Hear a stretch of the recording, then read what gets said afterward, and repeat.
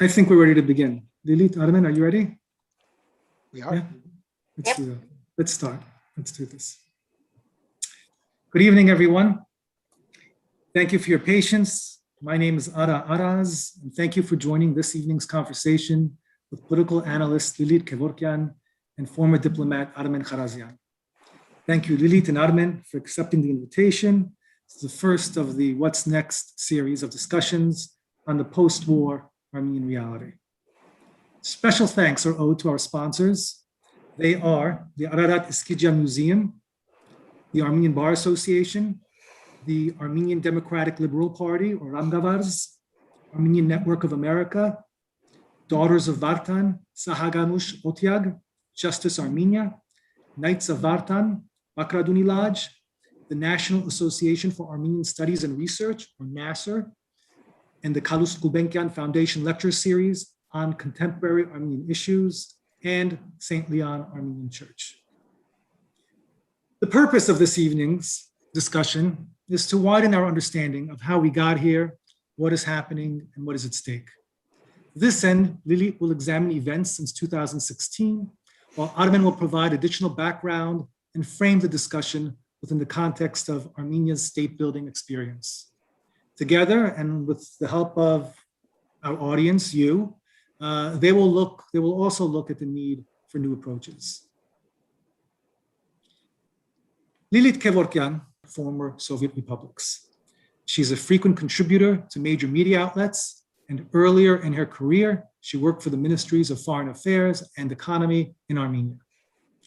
Armen Kharazian is principal attorney of Washington, D.C. based Kharazian Law, where he represents clients in white-collar criminal defense and investigations pertaining to, among other matters, Foreign Corrupt Practices Act and anti-money laundering statutes, export control and sanctions, the Foreign Agents Registration Act, and the Lobby Disclosure Act. Armen is a former member of Armenia's Foreign Service, where he held senior positions as Deputy Chief of Mission in Washington, D.C., and head of the Foreign Ministry's Arms Control and International Security Affairs Department. His prior postings include Armenia's missions to the OSCE, IAEA, and the CFE Treaty Joint Consultative Group in Vienna,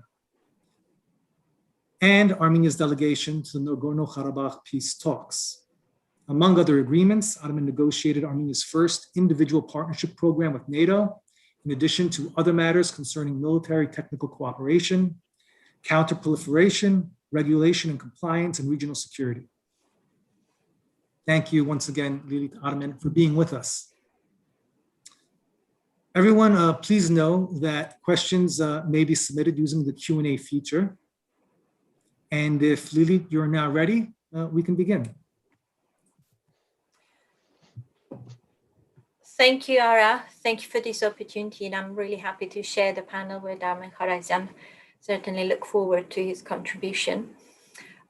In the next half an hour or so, I will focus on the events that led to the last year's catastrophic war, and I will expand on what is the most likely scenario of development if the Armenian government, its key opposition forces, and the diaspora continue their current strategies.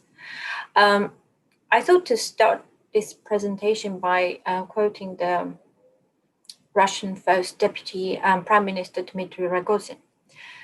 So on the 11th of April 2016, he gave an interview to a Russian top radio station, Echo Moskvy, days after the main military operations had stopped along the line of contact in Artsakh. So this is right after the 4-day war in 2016 in April. But when he was talking to the radio station, the shootings, incursions continued. So he was asked about his recent 2 trips to the capital of Azerbaijan within a space of a month, where he declared that arms sales to Baku will continue regardless the 4-day war. And the journalist asked him whether it's correct to say that Russia militarily supports both Azerbaijan and Armenia. So Mr. Rogozin replied, so you understand that Armenia is our ally through the CSTO, which is the Russian-led military organization, sort of the Russian equivalent of NATO. He added, but Azerbaijan is our strategic partner in the region. We're connected with Azerbaijan by many economic ties. There's a large Azeri diaspora in Russia, and they pay for Russian weapons. It is not the weapons that shoot, he said, it's people who shoot. He also added, I want to say there has been a lot of horrible demagogy and a lot of verbal diarrhea right after my Baku visit, is the end of quote. The journalist then went on to suggest that perhaps Armenians are concerned about the arms transfers to Azerbaijan, to which he answered that war requires cold-heartedness and not whimpering and propaganda. Now, I brought this quote because I thought that this episode, as unpleasant as it was, encapsulated the deterioration of Armenian-Russian relations. We're talking about 2016 now. The commentary came against the backdrop of our worst developments, signaling that Armenia's near total isolation at the outbreak of the 2016 war. Rogozin's statements also came after conspicuous silence from Moscow when the war broke out on the 1st of April. And also the war was followed by the Russian Foreign Minister Sergei Lavrov's proposition that perhaps Azerbaijan should consider joining the Russian-led security bloc to facilitate the Karabakh conflict resolution. It also happened at a time, this commentary came at a time when Armenia's key partners through the Eurasian Union cancelled their meeting in Yerevan, basically not to upset Azerbaijan, whilst the Russian Premier Medvedev traveled to Baku on the 7th of April together with Deputy Prime Minister Rogozin, where they stated that arms sales to Baku will continue. This is happening 3 years after Armenia abandoned its association agreement talks with the European Union and joined the Russian-led customs union. This is happening after Armenia extended the lease for the Russian military base until 2044. It agreed to take full costs of this military base, unlike, for example, Tajikistan or Kyrgyzstan that also host Russian bases. It's happening after Armenia handed over 100% control of its energy company, gas company, agreed to import hydrocarbon exports exclusively from Russia until 2043. And it handed over the portion of Armenia-Iran gas pipeline to Russian supermajor Gazprom.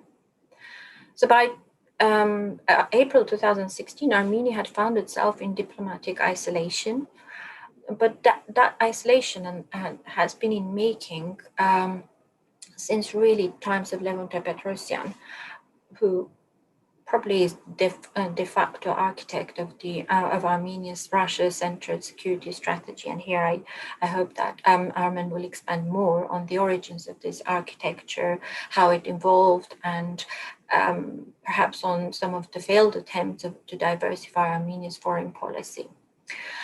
But what is the essence of this architecture? And the narrative of this strategy is something quite straightforward, and one can easily hear from any Armenian. You can ask any diaspora Armenian, and they'd say that, look, Armenia is weak. It's surrounded by hostile Turks and Azeris. It doesn't have any energy resources, and Russia is its traditional Christian ally. So there are no other options but to tag along. Now, the problem with this narrative is that, apart from some factual mistakes, it offers no alternative. It supposes that there is a permanent overlap of Russian and Armenian national interest, which is a fallacy, to put it mildly. Nonetheless, neither any Armenian government nor the politically active diaspora organizations left their comfort zone for decades or considered any alternative scenarios, I would argue. This security system effectively started collapsing on the 1st of April when Azeri forces launched an attack along the entire line of contact in Artsakh. This led to human losses as well as the loss of some strategic heights in Artsakh. Arguably, this was a reconnaissance war, to quote the Armenian General Gevorgyan, and it was also a prelude for the full-scale war, which took place, as we saw, in April-November last year. However, this war became possible due to geopolitical shifts in the region in prior years, and it was mainly because of the disturbance of the balance of military capabilities between Armenia and Azerbaijan. The process this process it started sort of in full nearly a decade ago. And it's worth probably highlighting that Artsakh conflict was the only conflict where Soviets were vehemently opposed to. And this is the only conflict where there was no Russian presence, military presence until 2020. And it was also unique in the sense that it rested, the truce rested on the military balance of power between Armenia and Azerbaijan. It's worth also mentioning that in 1990s, members of OSCE, under auspices of which the peace talks have been happening, they agreed on the embargo of large-scale arms sales to the parties to a conflict to prevent the outbreak of a new war. However, this balance started shifting after Azerbaijan sealed a large arms deal with Russia. It was worth around $5 billion US, and it launched the reform of its army in 2010. By the time of the 2016 war, Russian arms sales accounted for 85% of total Azeri arms imports. And it's also interesting that Armenia had arranged for delivery of new weapon systems in 2015 using about 200 million US dollar credit that they took from Russia, but these weapons never arrived. Well, they actually arrived, but after the 2016 war, when Armenia agreed sort of reluctantly to join Russian air defense, the consequences of which we saw during the 2020 war. I was wondering if I could share some slides here, because probably the visuals will give a better explanation. I don't know if you can see my screen. Yes, Lilit, we can. Okay, so just to show you the comments I was making about the arms transfers. In terms of total arms transfers, this is CPRI data. Russia accounts for 60% of all Azeri arm imports and 93% of total Armenian arms imports. Now, it's worth breaking this down, and this is what I wanted to show. On the left-hand side, you can see the Armenian arms purchases. Again, it's the same source, CPRI. And you can see that it's quite patchy. Whereas with the Azeri imports, you can see that there is a very clear trend. There's a significant pickup starting from 2010. And this is the main window of Russian transfers. So between 2009, when the contracts were drawn up, and really major last deliveries happening in 2017. In absolute terms, you can see that the most of these arms purchases for Russia, for the Azeri army, came from Russia. Later on, you see, I'll jump back here, you see that there are other countries that join as major suppliers to Azerbaijan, Israel being one of them, and of course another nominal Russia ally, Belarus, is an arms supplier. But I want to highlight that, for example, Turkish arms sales remains relatively small. And these are some graphs that I found quite useful. Just shows that so by 2019, this is the shift in balance of military capabilities is quite obvious. The blues represent the Azeri capabilities and orange Armenian. Now, one thing that I really wanted to emphasize here is that you can see that in terms of the shift in balance, you're talking about in categories where the transfers from Russia and from Belarus made a big difference, and partially Israel, but really the first two. So you see that the total artillery, rocket artillery, self-propelling and so forth, tanks and armored vehicles, Air Force, have to highlight that, of course. Fighter aircraft, you can see that complete dominance in many categories.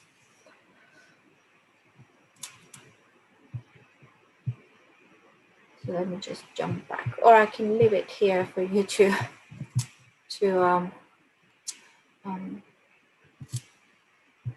have a look.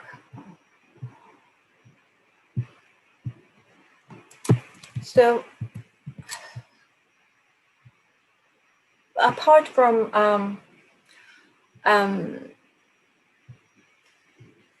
so apart from these military arms transfers, there were several events, several milestones that led to Russian-Azeri strategic cooperation. And I would say that. Excuse me, Lilit. Yep. Hey, Lilit. There's a little bit of a rustling sound or some other sound going on in the background. It started when you started showing the slides. I don't know if it's related to the slides, but it's kind of coincided with that. Okay, is this? Maybe it's the moving of a mouse, maybe moving of your mouse on your computer. I don't know, but there's like a little bit of a rustling. Armen, do you hear it also or no? I do. Yeah. Just okay. a little bit. Right. It doesn't, I can still hear what she says. Yeah, but there's a little bit enough. some interference though. If you Okay. can detect, if you can identify it and and remedy it, that would be great. If you can't, it's okay also, like Armen said. But if you could, remedy it, that would be great. I wonder if it's the fan of the computer. Oh, it could be could be permanent. I'm afraid. It's okay. I don't see any other source. Right now, I don't I'm hear sorry. Right now, I don't hear it. For example. Okay, that's good. Maybe it will. Maybe you'll get used to it. Yeah. Now I heard it. Maybe I wonder if it's the wire from your earphone. I wonder if is that rubbing against something? Is that rubbing against your sweater? Maybe could that be it? Not really. Is this okay? Yeah. Well, is this? Speak and I'll let you know. Is this okay? Yeah, I think so. Okay. Let's go. Let's continue. All right. Sorry. I'm sorry about that. No, that's all right. So I just wanted to mention some of the milestones that happened in Russian-Azeri strategic cooperation, and the key development regionally was the 2008 Georgian War, and it was very clear that these frozen conflicts were becoming activated, and this is a time when Russia is reviving the idea of customs union and Eurasian economic union. This was sort of seen as Russia's answer to European Union expansion. And as Georgia was drifting away from Russia, it was very important for Moscow to make sure that Armenia stays under control and possibly start bringing back other former Soviet states into this economic integration project. Of course, it has to be said that Armenia was already sort of reorienting itself towards Russia, and this has happened, at least economically, under Robert Kocharyan. Now, I wonder if I can show you a few more slides without causing more trouble, but let's try it and hopefully it will work. I just want to show you this. This is the Armenia's export destination. Data is from 2002. And it just shows the Armenia's key external trade partners.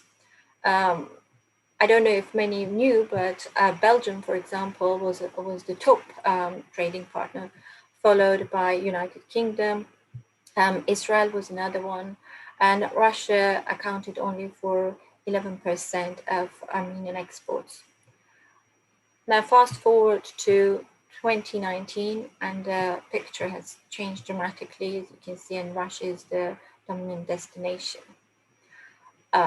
I included here the Azeri export destinations 2002. Italy is, which is basically the gas exports, is the dominant destination. Here you can see that Russia is only 3%, imports 3% of Azeri export. And in 2019, the picture hasn't really changed that much, except that Turkey has become quite more prominent, more pronounced partner. Russian share remains more or less the same. So I just wanted to give you the visuals to explain where Armenia was and how it was moving. But the basis of this shift and the increase of Russian economic influence in Armenia happened through two major events, and this is known as assets for debt exchange. So Armenia, and in fact, the idea came from Vladimir Putin when he was visiting Armenia back in 2000. The idea was that Armenia will hand over some of its assets to Russia for a meager $90 million debt. Prior to that, Armenia was paying around $16 million per annum as interest as interest service or interest payment, which was quite high, to be honest. So in 2002, Armenia hands over Kharazian thermal power plant, which was Armenia's largest, along with several research and production enterprises, which were part of the Soviet military industrial plans. And later on, Armenia also hands over in 2006 Kharazian 5 block. Now, just to explain the importance of these assets, Kharazian 5 block was it was a large investment project that was carried out by Iran's Sanir company. Armenia got 150 million soft loan from Iran, and the idea was that Armenia will import Iranian gas. It will be used to produce electricity. This electricity will cover 40% of Armenia's electricity requirements, and then Armenia will be supplying the remainder to Iran to cover for the loan, and then ultimately the plant would generate around $100 million per annum for Armenian profits. It's just one example of sort of the economic losses that Armenia incurred through this deal. And to give a bigger context to this, just to give a couple of other numbers, Russia, in fact, forgave about $242 million of debt to Tajikistan, about $500 million to Kyrgyzstan, $32 billion for Cuba, $19 billion for African countries, in total about $100 billion in recent decade. But coming back to their arms sales, as I showed you, you can see that how patchy Armenia's arms acquisitions were, whereas our Azeri purchases are really coinciding with those geopolitical changes and shifts in the region. There is a line of argument that supposedly these transfers weren't that significant for Azeri army, but when you see the breakdown of it, you know, the number of tanks and Smerch and Tos, multiple rocket launchers, the fighter jets, fighter bombers, and so forth, it shows that effectively the core of the army, Azeri army capability is produced in Russia. Now, these changes are happening along with the emergence of the so-called Lavrov Plan during the Artsakh talks. By 2010, as the customs union was launching, Russia was actively promoting its expansion. As I mentioned, Ukraine, Moldova, Armenia, Central Asian countries were approached and offered membership, as well as Azerbaijan. However, from the Azeri side, one of the lines of argument was that Azerbaijan needs to restore its territorial integrity before considering joining any blocs promoted by Russia. So in a nutshell, this Lavrov plan, or more precisely Putin plan, would see Azerbaijan taking control of regions around Artsakh, first 5 regions and then 2, Lachin and Kilbajar. And then most importantly, the status of the region will not be determined, or as Armenian third president Sarkisian revealed recently in his interview, any vote by Artsakh would have happened within the Azeri constitution, meaning the issue of independence was out of question. Now, what Russia was gaining in this setup was the deployment of its peacekeeping forces in the region, because this was contrary to prior arrangements within the Minsk group that the regional states and co-chairs would not have their troops in the peacekeeping forces. So it was quite good proposal, win-win proposal for both Russia and Azerbaijan, one would argue, but clearly at the expense of Armenia. There were other sort of developments happening that showed that Azerbaijan was also recalibrating its policy towards Russia. So in 2000, Azerbaijan was starting itself as a country that was opposing Russia, that was offering an alternative to Russian oil and gas supplies to Europe. Azerbaijan, in fact, kicked out Russian military contingents from its Gabala radar station in 2012.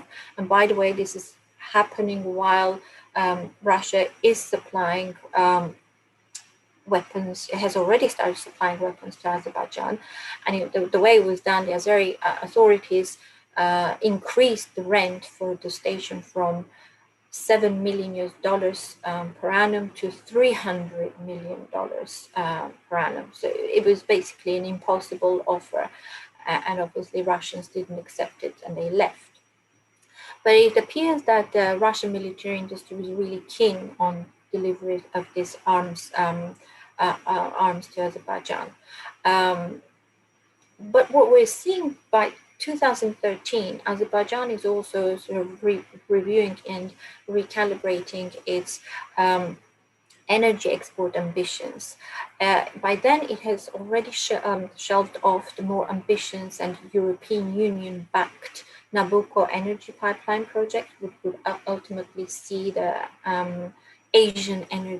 Central Asian energy flowing through Azerbaijan and bypassing Russia and going to Europe.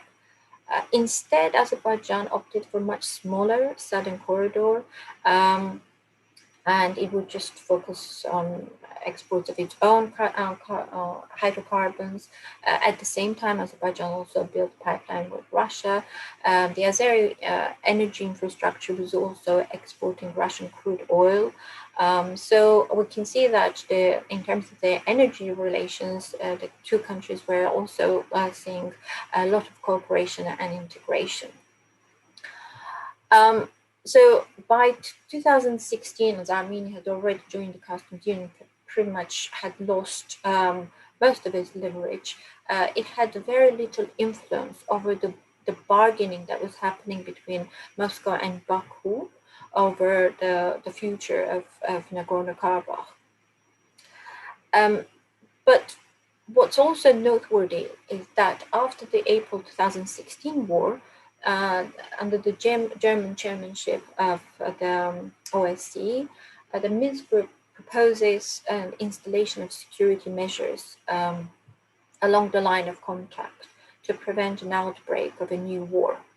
But problem for Azerbaijan was that this would write off the possibility of military solution of the conflict, something that was not in Azeri plans.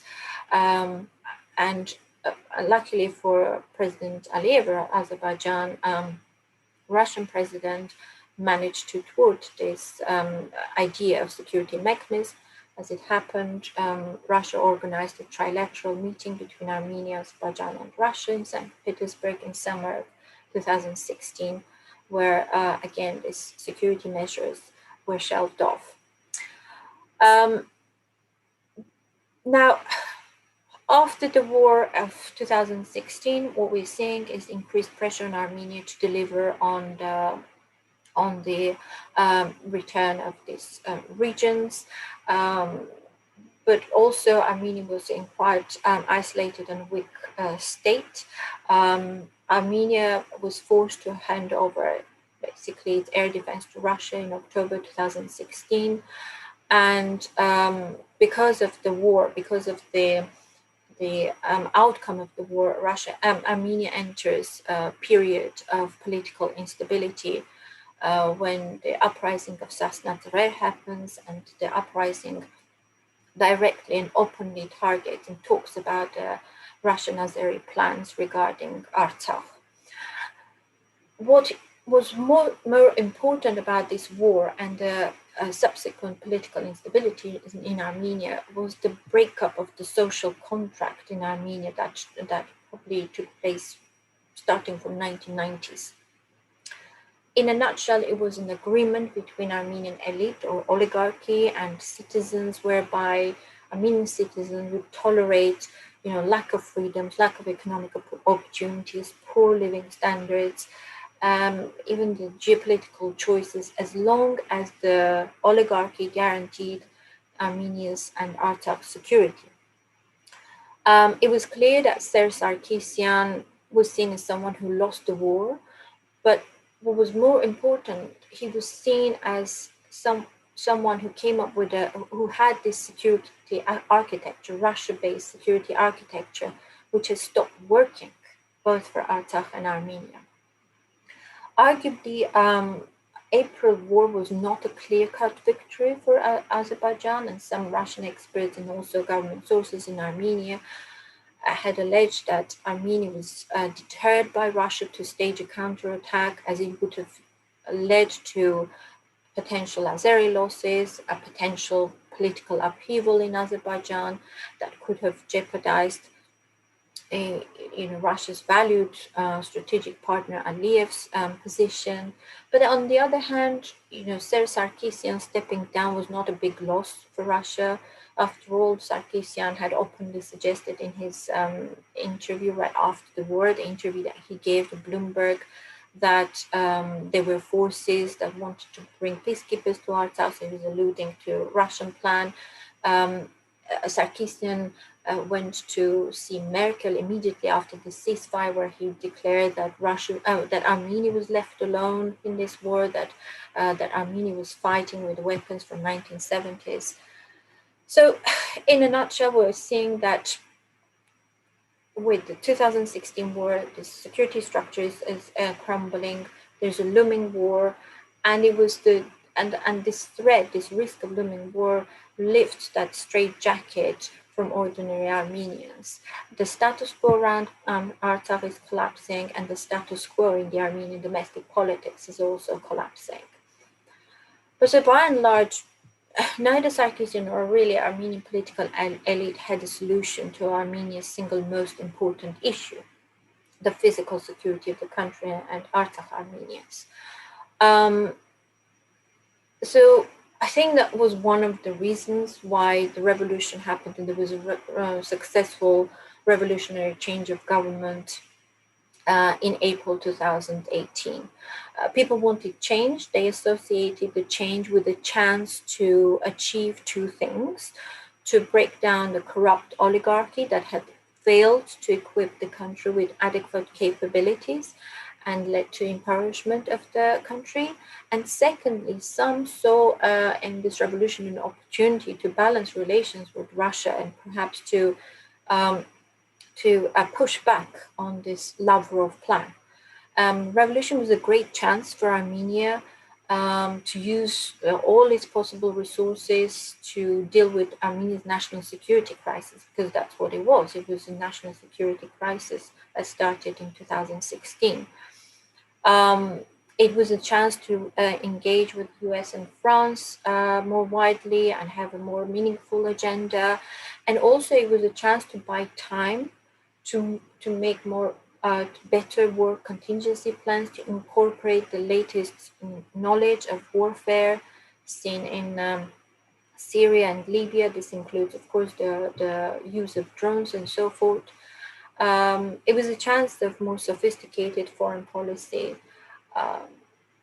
But instead, what we saw, the Armenian political class effectively descended into infowars and military-grade disinformation campaign, where national security issues were used as, next convenient trick to discredit their opponents.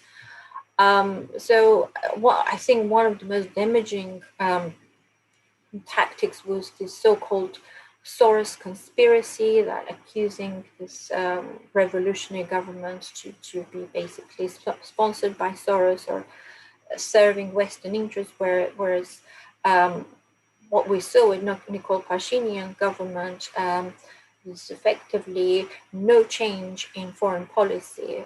The Russia-based security structure remained intact. The actions of the failures of Pashinyan and his team were very costly.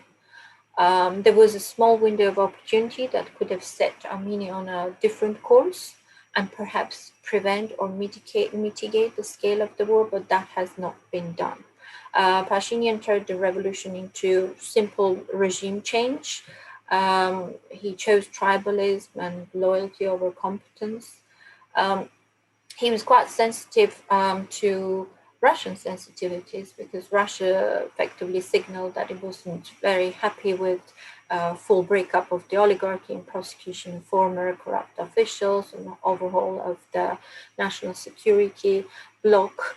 So there were minimum changes made in this regard. And moreover, it was this government that decided to send its military to Syria, something that even the previous government resisted. All again done in the same logic of, we are a strategic partners with Russia. We have to make sure that this relationship work, because that's the only option they had on the table. So we probably need an entire session to go and fully examine the failures of the Armenian government during the war. But I would just say that this 44-day war in 2020 accelerated political processes in Armenia. And what we're seeing now is a new reality where the Republic of Armenia's sovereignty and territorial integrity are under clear threat, and the future of Artsakh is bleak. What I want to highlight is that the 9th of November 2020 three-party declaration effectively shows that the Russian plan, or Lavrov plan, has been more or less fully implemented.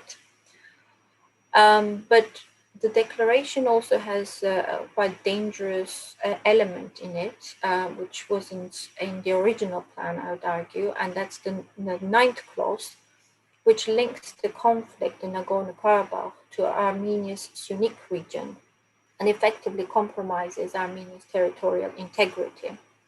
It effectively says that an unspecified corridor will be controlled by a foreign force, by Russian FSB troops, and Russia effectively will have a extrajudicial control over certain parts of Armenia.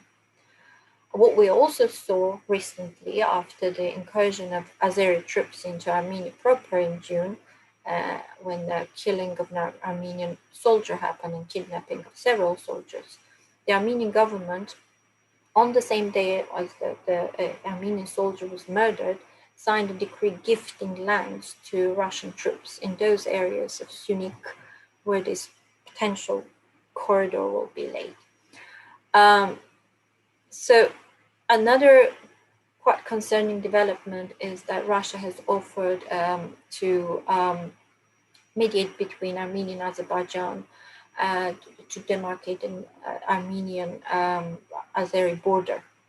At the same time, Russian Deputy Foreign Minister Rudenko stated that effectively this demarcation delimitation will be it is the remaining constraint, for example, for Azerbaijan to integrate with the CSTO, the military bloc led by Russia.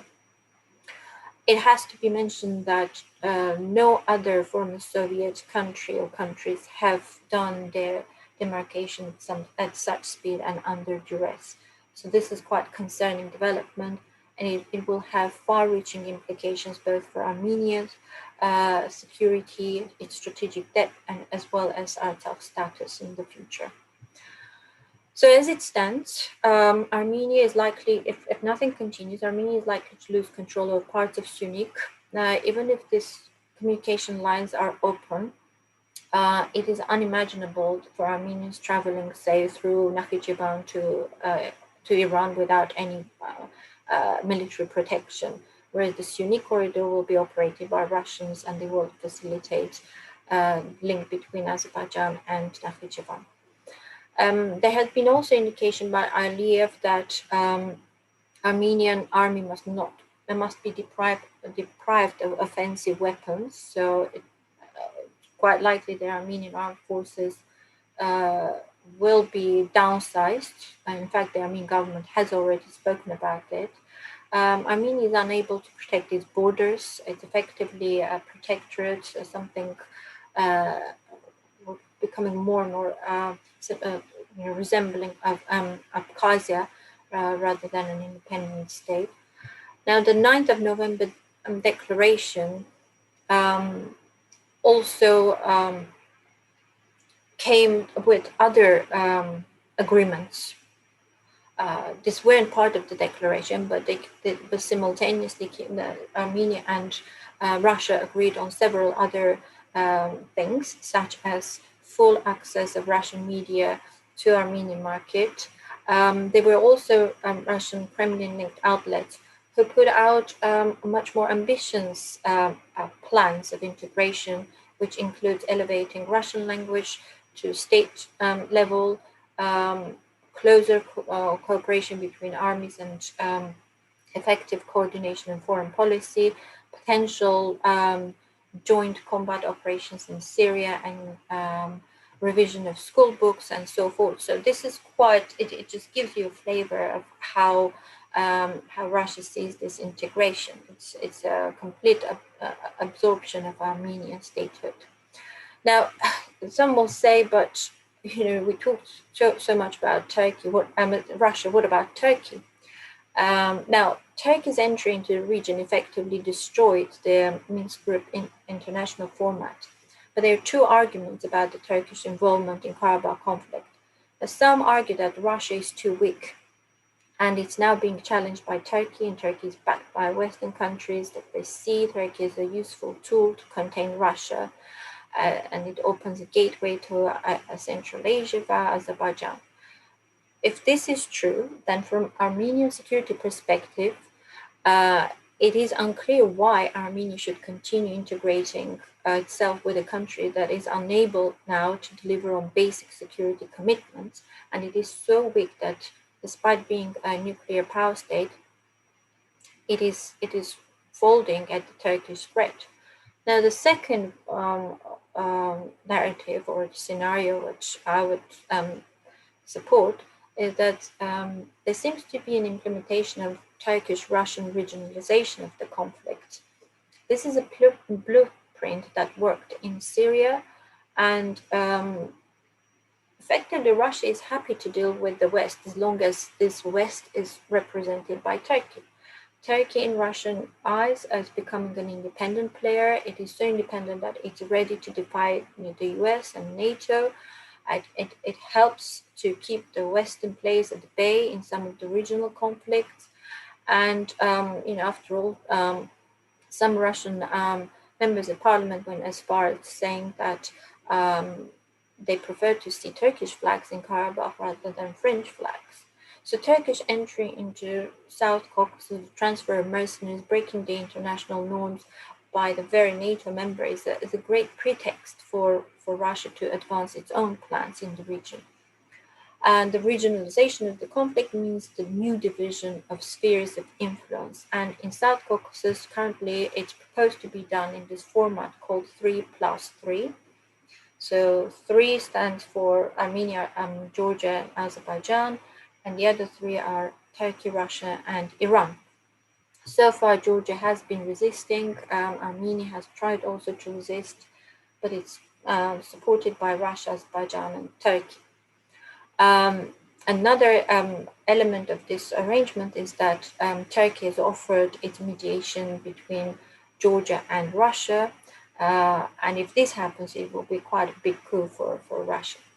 Effectively, this format gives full control or strong control over the region, its infrastructures, any potential routes from Central Asia, any potential pipelines or transport infrastructure from Iran via Armenia to Georgia and further to Europe.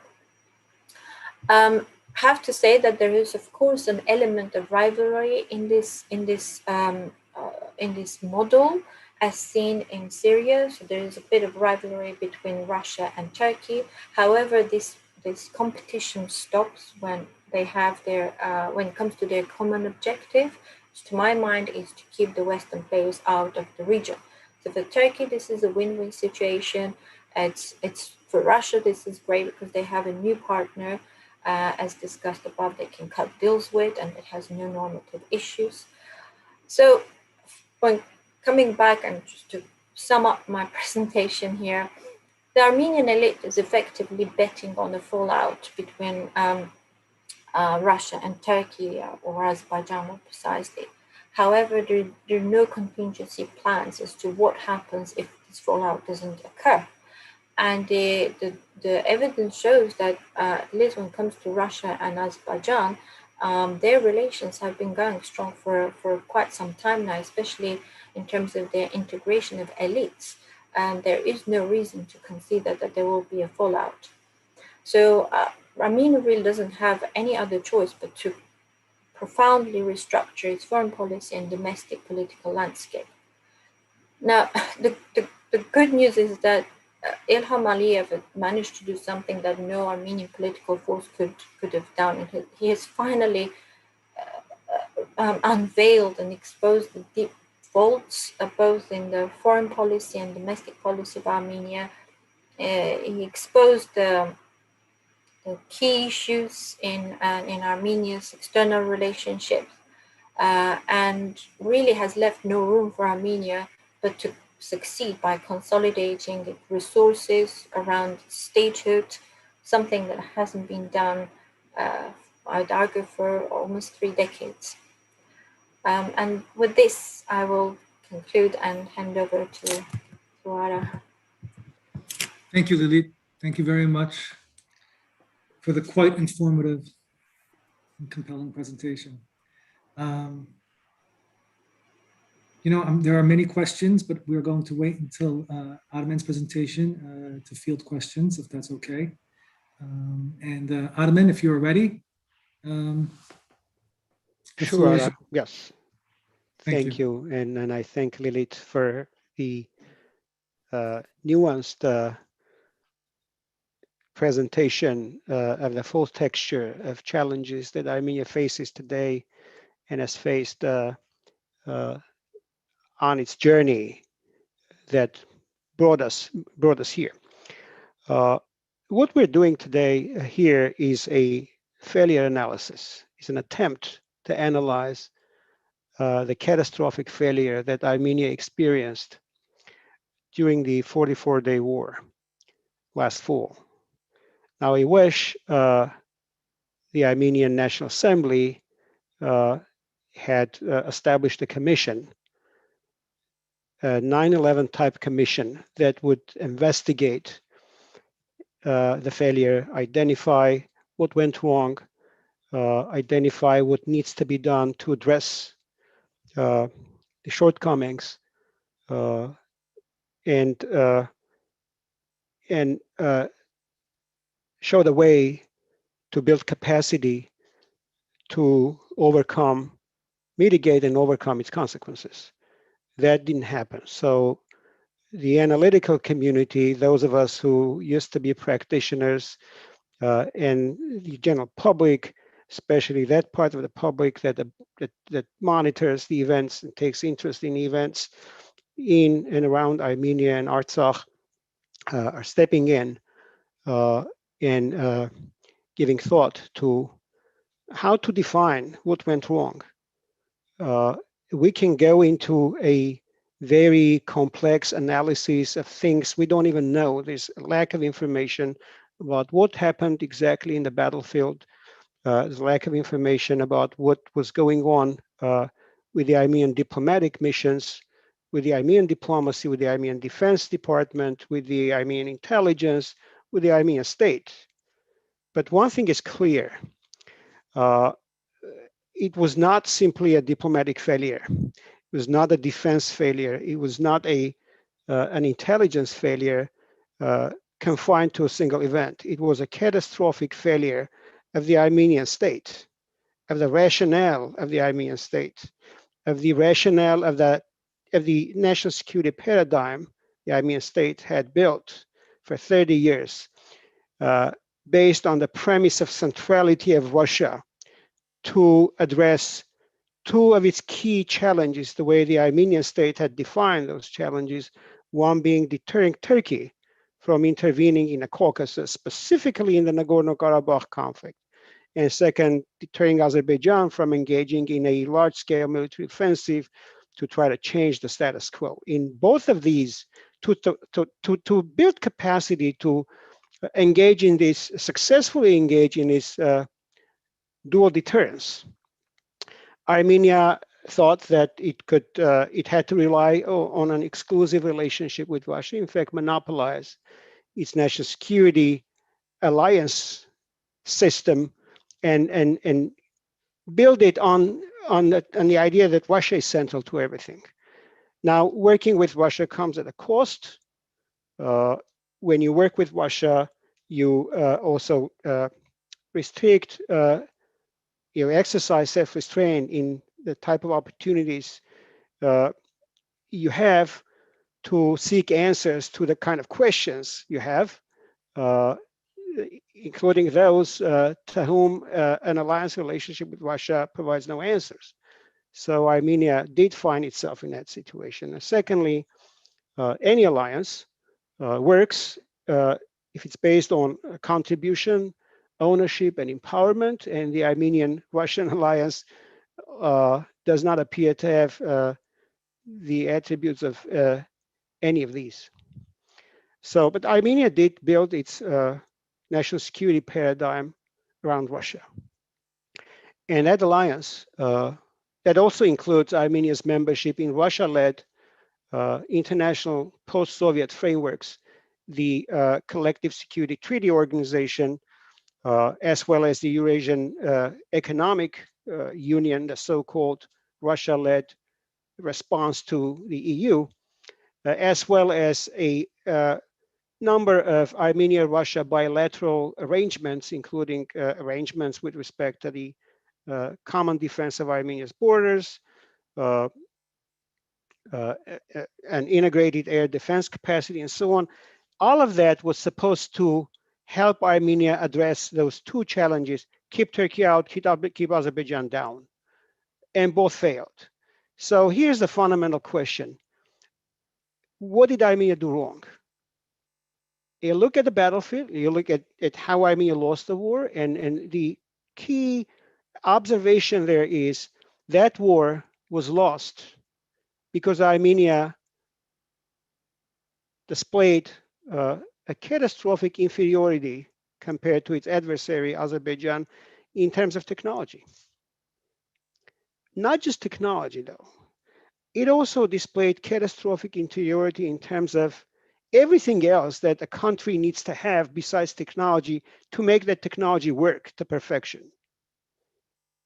In relationship to the kind of adversary one faces, like Armenia. I don't plant that argue that Azerbaijan conducted an exemplary superpower type military operation. However, it evaporated. it pulverized the Armenian defense because not just it had the drones that it had purchased from Turkey, but it also had a significant superiority in everything that needs to be there for those drones to work. We know that that system of capabilities is generally referred to as C6ISR. It used to be C4ISR, now it's C6ISR. It stands for Command, Control, Communications, Computers, Cyber Defense, Combat Systems, Intelligence, Surveillance, Reconnaissance. If you don't have those capabilities that animate, that put into motion and give meaning, purpose, direction, effectiveness to the kind of technology you have, then that technology generally is useless compared to the Armenian Sus, SU, the Su Russian-made airplane that had no support and no context and no groundedness in the kind of C6ISR capabilities that the Azerbaijani drones had, the Bayraktars had. They had air support, they had ground support, they had potentially also satellite space-based support, they had command and control support. The Azerbaijani military had engaged in a series of trainings, impressive trainings with Turkey to make sure that it was prepared to act interoperably and in sync with the kind of capacity that Turkey brought into the battlefield. And they succeeded in it. Armenia didn't have any of that, despite the rhetoric that has characterized the Armenian-Russian relationship. That relationship didn't work. Russia simply didn't have the technology to help Armenia withstand the onslaught of Bayraktars. Russia also either did not have or did not want to deploy and wanted to deny Armenia the kind of capacities that would have helped Armenia fight against those Bayraktars with the kind of technology they had. So these two things, deterring Turkey, and in fact, Russia also worked with Azerbaijan throughout the war, continuing to supply it with arms and providing it access to logistics. And Russia worked with Turkey to coordinate and in fact engage in joint action as the war unfolded. So Russia worked with Armenia's apparent adversary and Armenia's archenemy, while also marketing itself as Armenia's only ally. And Armenia has no response to this. Armenia had no option to do anything or did not want to explore any other options. That now puts things in perspective. How did Armenia end up here? Lilit mentioned the series of transactions that occurred in mid-90s and early 2000s that resulted in a significant surrender of Armenia's core competencies, core capabilities, including infrastructural capabilities, manufacturing, to Russia. I would add the Armenian nuclear power plant. I would add the Armenian communication system. Going way back into the mid-90s, when I was in the Armenian government as a mid-level foreign service officer in the political military affairs bureau, I recall it was sometime around early 97 when the Russians put pressure on not just Armenia, but some of the other successor states of the former Soviet Union to surrender the 4-digit semi-secure government communication network to Russia's FSB. I opposed that surrender. The Armenian government decided otherwise, but there were other countries that also opposed it. For instance, I recall that Ukraine vehemently opposed surrendering its former. This is known as the government communication network. It's a 4-digit.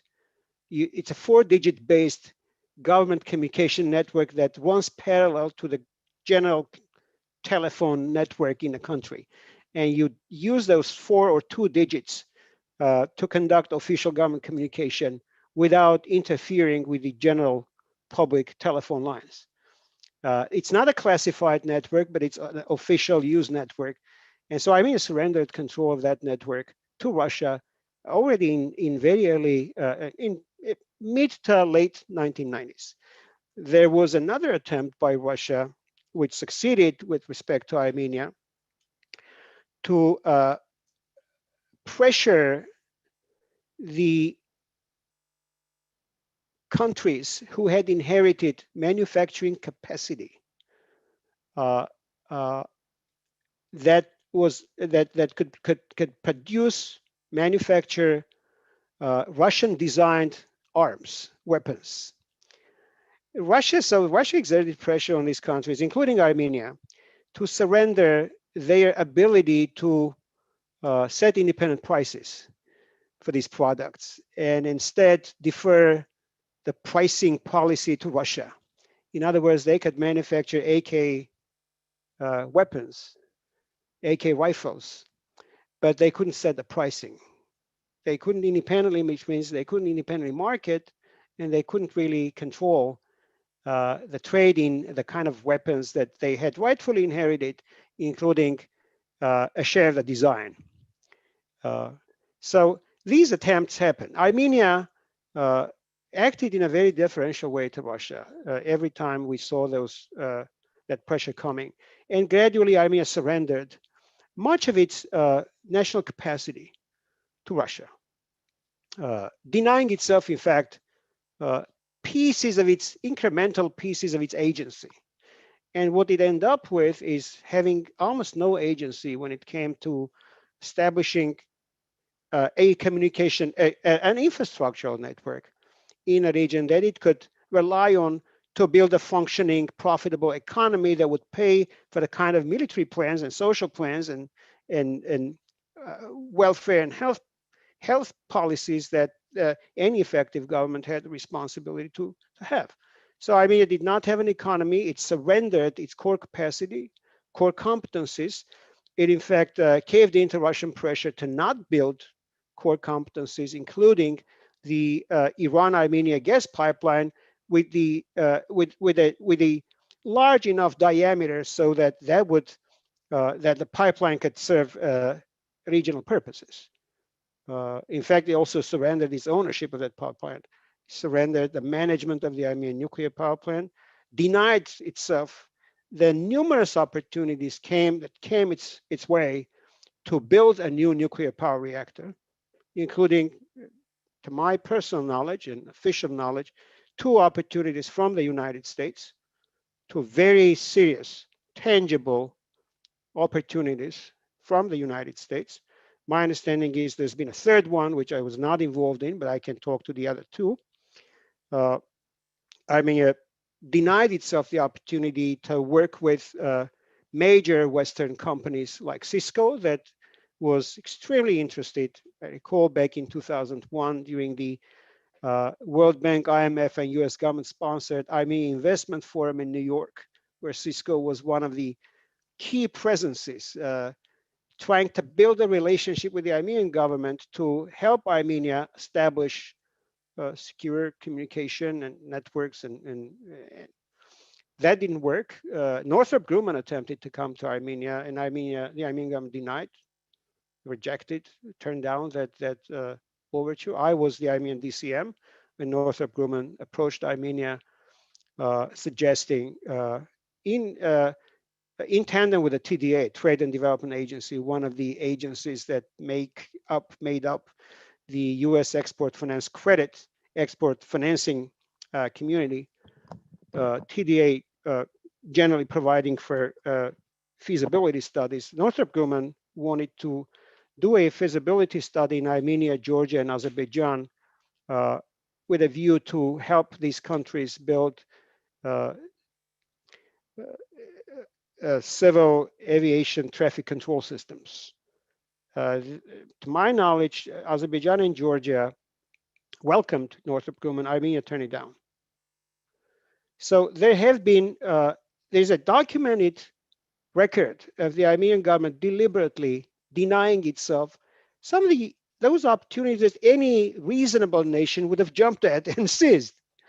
And it's hard to explain, not just to the audience, but to myself, how could a country that cares about its agency, that understands its challenges, that wants to build capacity to do two critical things for it to survive: A, provide for the safety of Artsakh, and B, provide for its own protection, defense, and economic development, deny itself those opportunities. And the wisdom in a way the Armenian government used to articulate it was, we don't want to offend the Russians.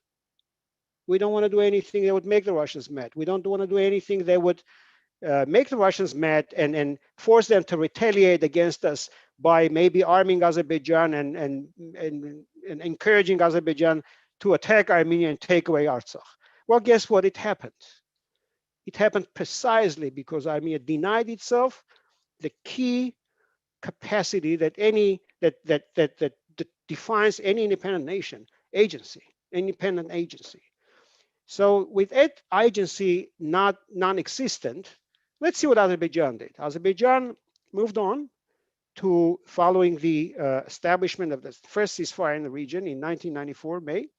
Azerbaijan engaged in a strategic effort to develop its oil and gas resources and develop its strategic infrastructure to deliver those resources to foreign markets, to develop alliances and partnerships that would help it, A, gain the financial and economic support to build these systems, and B, gain the diplomatic muscle to, again, create political support, but also mitigate whatever risk would come if they were to engage in these type of activities, essentially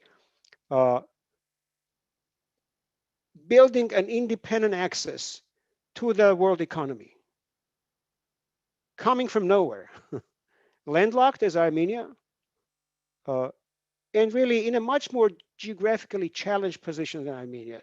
I don't think Caspian Sea equals to what one would term sea access for Azerbaijan. Azerbaijan was as landlocked as Armenia was, but they did it. They built a pipeline through Georgia to the Black Sea. They built a pipeline through Moscow, through Russia to Novorossiysk. They built a pipeline through Georgia again to Turkey-Ceyhan, the Baku-Ceyhan pipeline, the Baku-Novorossiysk pipeline, and Baku-Supsa pipeline, 3 pipelines. And then they also engaged in developing a similar pipeline infrastructure for the gas resources, the southern corridor that Lilit mentioned, including carving a waiver in the US-Iran sanctions for the part of the southern gas corridor that involves the development of the Shah Deniz gas field, that has a 10% Iranian government-owned entity ownership, NIOC ownership. And Azerbaijan achieved this. Just look at the scale and the strategic breadth of the kind of things Azerbaijan did, and compare them to how Armenia acted post 1994 ceasefire. So they worked with Russia, they worked with Georgia, they worked with Turkey, they worked with Iran, they worked with the West, bringing in investment, they worked with the United States, because the United States witnessed in 1998 the Ankara Declaration that brought together Azerbaijan, Georgia, Kazakhstan, Turkey, and Uzbekistan in a show of political economic support for the Baku-Ceyhan pipeline, in which all of these nations saw a national interest, and Armenia was, of course, absent. So, following the setting up of this infrastructure, and Azerbaijan found itself in a position where it began having a profitable economy. Now it could pay for its military modernization, and they did not certainly hesitate to engage in that. They never made a secret out of that. Lilit showed you in slides the evolution of the Azerbaijani military modernization program, what I would add to it is it was not just acquisition. It was joint production the Azerbaijan worked to set up with South Koreans, with South Africa, with Israel. These are the kind of things that Azerbaijan used against Artsakh in a recent war and against Armenia. So it's not just acquisition, it's joint production. It's also training. And we've seen how Azerbaijan never missed an opportunity to engage in joint training with Turkey. Granted, training with Turkey, while Turkey did not act with respect, does not act with respect to Azerbaijan in its capacity as a NATO member. So Turkey's NATO membership does not define why and how Turkey works with Azerbaijan, but it's rather ethnicity and regional interest. But Turkey does carry the experience and expertise and then the culture that makes a NATO member so competent in building and helping build defense. So Azerbaijan channeled that experience to Azerbaijan, essentially giving Azerbaijan access to all of that knowledge, experience, technology, while Armenia denied itself all of that. And in the end, Armenia failed. It was no secret that Azerbaijan was engaged in that effort. It was no secret Azerbaijan wanted to resolve the Karabakh conflict militarily. They never made a secret out of it. So I find it hard to understand how the Armenians simply overlooked, ignored, or fried out, simply didn't take seriously any of the things that were not just stated, but also acted on. I recall, in trying to explain this, I recall the mid-90s when Azerbaijan was engaged in this effort to bring together critical political economic support for the construction of the Baku-Ceyhan pipeline. And many Armenian analysts, and in fact, seasoned diplomats, especially those of the Soviet vintage, and also many Armenian military figures, again, of Soviet training, used to question the validity of the Azerbaijani claims that there was even oil there, and used to also question the wisdom of what Azerbaijan thought would be a successful mission if they were to try hard to build the critical support and actually do construct that pipeline, do bring that vision to fruition. So everyone used to say, well, they don't have the oil, A. B, the West doesn't have the muscle. They won't dare come into and want to show in Russia's backyard. And C, Russia will never allow a pipeline to be built from Azerbaijan to Europe, bypassing it. Well, guess what? Everything happened. So we come to the basic failure, I think. It's not that Armenia couldn't do anything, but because it was powerless in the face of some mysterious Russia-Azerbaijani alignment that we had no control over. It's simply Armenia surrendered all of its ability and refused to build any, refused to even recognize that if it failed to exercise its agency, if it forfeited it, if it surrendered its agency, others would coalesce and work together. Because it's politics, it's international politics, it's a world of self-help. If you can't help yourself, others won't help you. That same argument, I think, is relevant when one hears complaints about how the West abandoned Armenia. And look, the West is hypocritical. The argument goes, yes, Russia failed to come to our help, but West is hypocritical. Look at what the West did. Look at what the United States did. Look at what the EU did. They didn't go beyond any statements, and the United States even didn't even move a finger to help Armenia. Well, I have to say that if you deny any sort of opportunity to build an equitable relationship with the West, if you invest all of your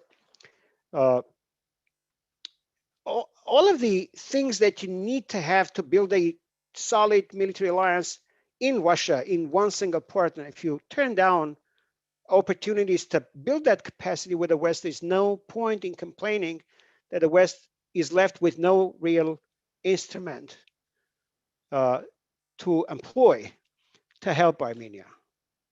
And we can go into a detailed discussion about what sort of challenges would the West face if it were to try to help Armenia.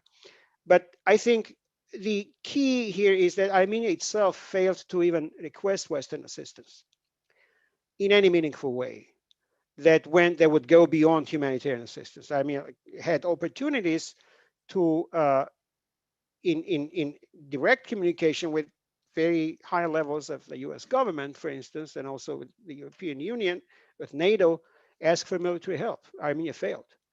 Armenia did not ask for military help.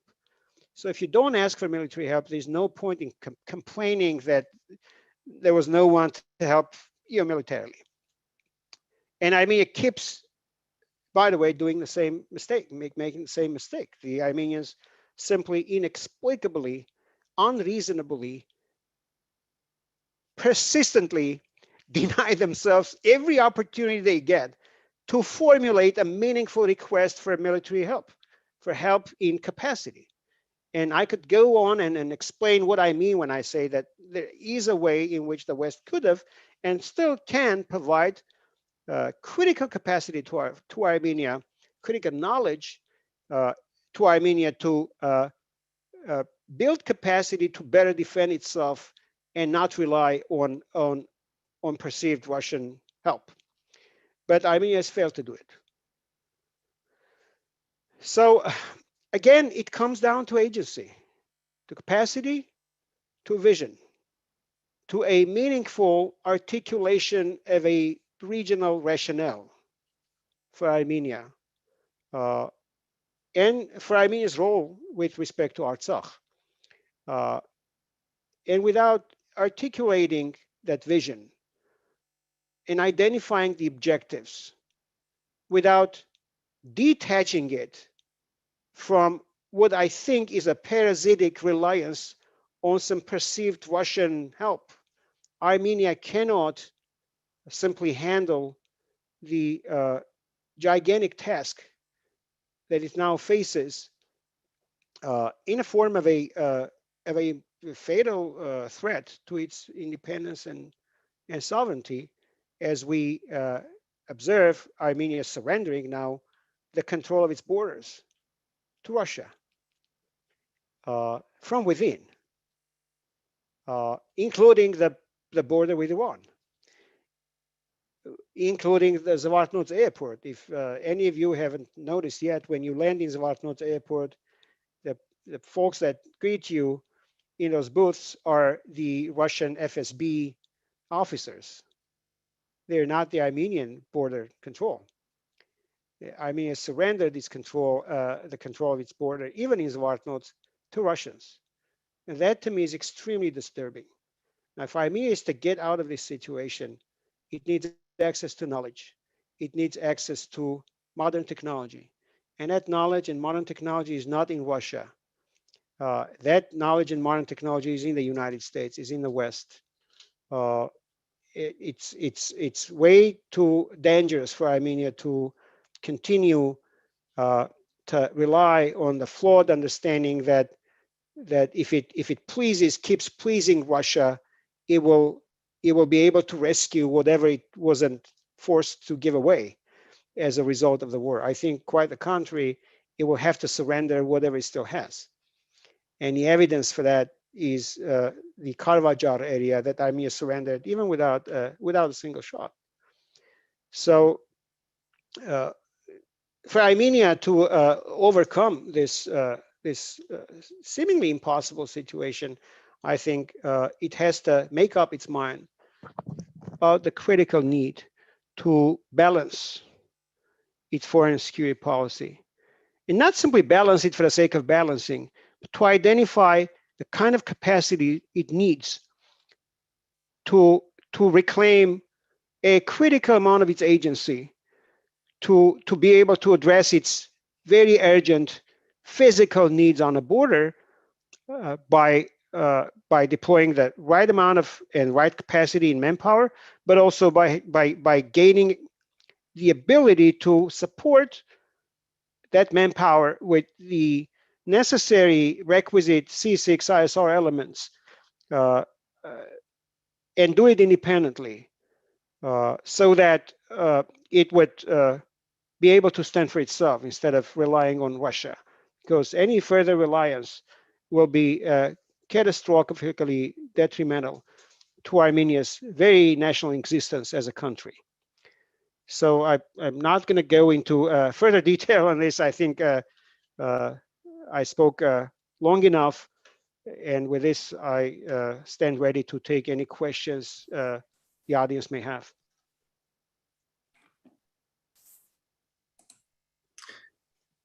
Thank you, Armen, for again a very informative discussion. Thank you for going back to the 1990s. Thank you for laying out a framework for the origination of some of the problems which have now come full circle and punched us between the eyes. And Ara, by the way, if I may add another thought, yeah, please do. And I think it would not do complete justice to our understanding of what went wrong in this war if we didn't take into consideration the global pandemic that had significantly weakened the kind of international response that an Armenian call for action could generate. That's number one. Number two, the Trump administration and the kind of foreign policy that administration was engaged in, that in my view was characterized by strategic withdrawal from some of the areas that turn out to be really detrimental to not just Armenia, but also some of the Armenian communities in the Middle East. And the kind of opportunity it created for Russia-Turkey flirt in the Middle East, specifically in Syria, in Libya, and as we saw in the South Caucasus, particularly in Artsakh, that turned out to be the weaker link, where the Russians and the Turks could come together in pursuit of a joint interest, although in some of the other regions, they competed with each other and in fact fought against each other. So there was a convergence and conflict involving Russian Turkish interests, but in Nagorno-Karabakh, they appeared to have coalesced in a way that put Armenia at a very significant disadvantage. I think this needs to be taken into account. I think looking forward, one would have to look at the potential. And I mentioned Armenia reinventing its geopolitical rationale, just like Azerbaijan did with Baku-Ceyhan. I would look at the potential now of a possible Armenia-Georgia regional vision, which would bring Armenia into a context more favorable for a United States, for a more solid United States response compared to how an Armenia-US relationship could evolve had there not been for such a regional context in which Armenia and Georgia could be acting together. Third, I think, is Armenia's ability to project a geopolitical shadow on Nakhichevan. And I don't think Artsakh is lost, but for the moment, the kind of loss Armenia suffered in Artsakh can be compensated if Armenia has the economic and military muscle without intervening in Nakhichevan, project a geopolitical shadow over it. And I think that's possible. It's hard to even wrap arms around that concept, but I think Armenia can do it. Armenia has done it in the past and can do it now. Third, Armenia needs to be very solid and firm about not letting anyone, including Russia, take control over its sovereign territory, whether it's for the purpose of opening a communication corridor for Azerbaijan or for the defense of its own interests, disguised under a claim for defense of Armenia's interests. That should never happen. Armenia should never surrender its control of the border with Iran or any square inch of land within its sovereign borders. I think what Armenia needs also to do is to contingent on the potential improvement between the United States and Iran, Armenia needs to factor in likelihood in its vision. And if that were to happen, prepare for it and shape, in fact, that sort of an eventuality, because the kind of opportunities that would open for Armenia, and I would simply mention one key opportunity, if Armenia is able to also work with the Georgians and with the United States, that would put Armenia at the center of a potential cross-regional strategic communication network that would connect the Black Sea with the Persian Gulf. And if you think of the Black Sea and extend that vision to cover Ukraine, you end up talking about the Baltics, Ukraine through the Black Sea, connecting to the Persian Gulf, Dubai in particular, via Armenia and Georgia. That is and I don't know what the probability is for that. This is something from the domain of an intelligence analysis and sometimes a very brave analysis, but I don't rule out that eventually there can be an improvement between the United States and Iran to an extent where the United States could work with Saudi Arabia and Israel and bring together these three key constituents of what could become a very interesting regional dynamic shaped by them, and redirect Turkey toward Ukraine, where this, in this grand vision, an Armenian presence would give Armenia the kind of agency that Azerbaijan didn't even have when they dared build the Baku-Ceyhan pipeline. This would be transformative. And while this is not the only potential outcome that we may witness involving all these countries and regions, but I would also factor in there the potential US interest in working more closely and assuming a stronger commitment with respect to Lebanon, and the potential for removing Hezbollah from that equation. I think there's some very real ideas floating around here. This doesn't come from me, it comes from my observance of the regional political dynamic, the security dynamic, that Armenia has to be very serious about and has to think of scenarios that it would rely on if it were to notice certain materialization of these developments.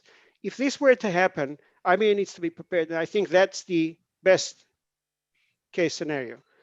There could be other scenarios. Armen, if I may ask then, to Sure. what extent is it critical that Armenia maintain sovereignty, exclusive, I think sovereignty already means exclusive, but just to emphasize exclusive sovereignty over the Sunni region, if the possibility of a Black Sea, a Persian Gulf corridor transit route were to I think we would be out of our minds to even think about an outcome or a likelihood where Armenia would not retain sovereignty, an absolute and exclusive sovereignty over any single square inch of its territory. There's just no alternative to that. No reasonable country, no self-respecting nation would ever consider surrendering any part of its sovereign territory to a foreign government, whether it's Russia or Turkey. What difference does it make? What difference did it make during the Karabakh War, the recent Karabakh War? Was it Russia or Turkey? Turkey could have as well been our ally. We would have ended up in the same situation. So no, I think it's absolutely critical that Armenia does not feel alone, does not feel powerless, does not feel defeated. Like 30 years, Armenia kept under control all of Artsakh. Yes. For history, 30 years is nothing. And I think we can still do it. All it takes is faith, competence, and hard work. Right. And then with regard to then the article in the armistice agreement or the ceasefire agreement that provides for the corridor through Sunik, what do we think about that then? Look, the whole concept of a corridor needs to be discredited and rejected, turned down. It was imposed on Armenia under distress I wish I were one of those negotiators. I would have turned it down. They did not.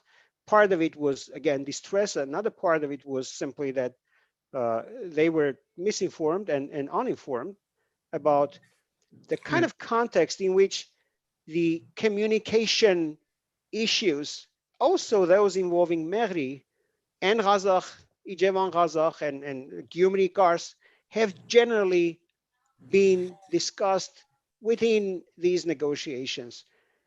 There's Thank you, no Armen. corridor to think of. There can be in due course a lifting of the blockades and can be a reciprocal movement of passenger and cargo traffic along that railway or along the road that runs parallel to the railway, and that in conjunction with the opening of the Gyumri Kars railway, of the opening of the Ijevan Kazakh railway up in the northeast of Armenia and respectively northwest of Azerbaijan, and along some of the other measures that can be taken to reclaim the commercial integrity of that space. However, those measures come after the resolution, not before. They cannot precede substantive discussions about the outcome of the Karabakh status, final political outcome in Karabakh. That hasn't happened. In the political agreements I was part of negotiating, those questions came after the signing of the political settlement agreement, not right after the ceasefire declaration. So the way those issues have been framed now are completely out of context, misplaced, and incompetently and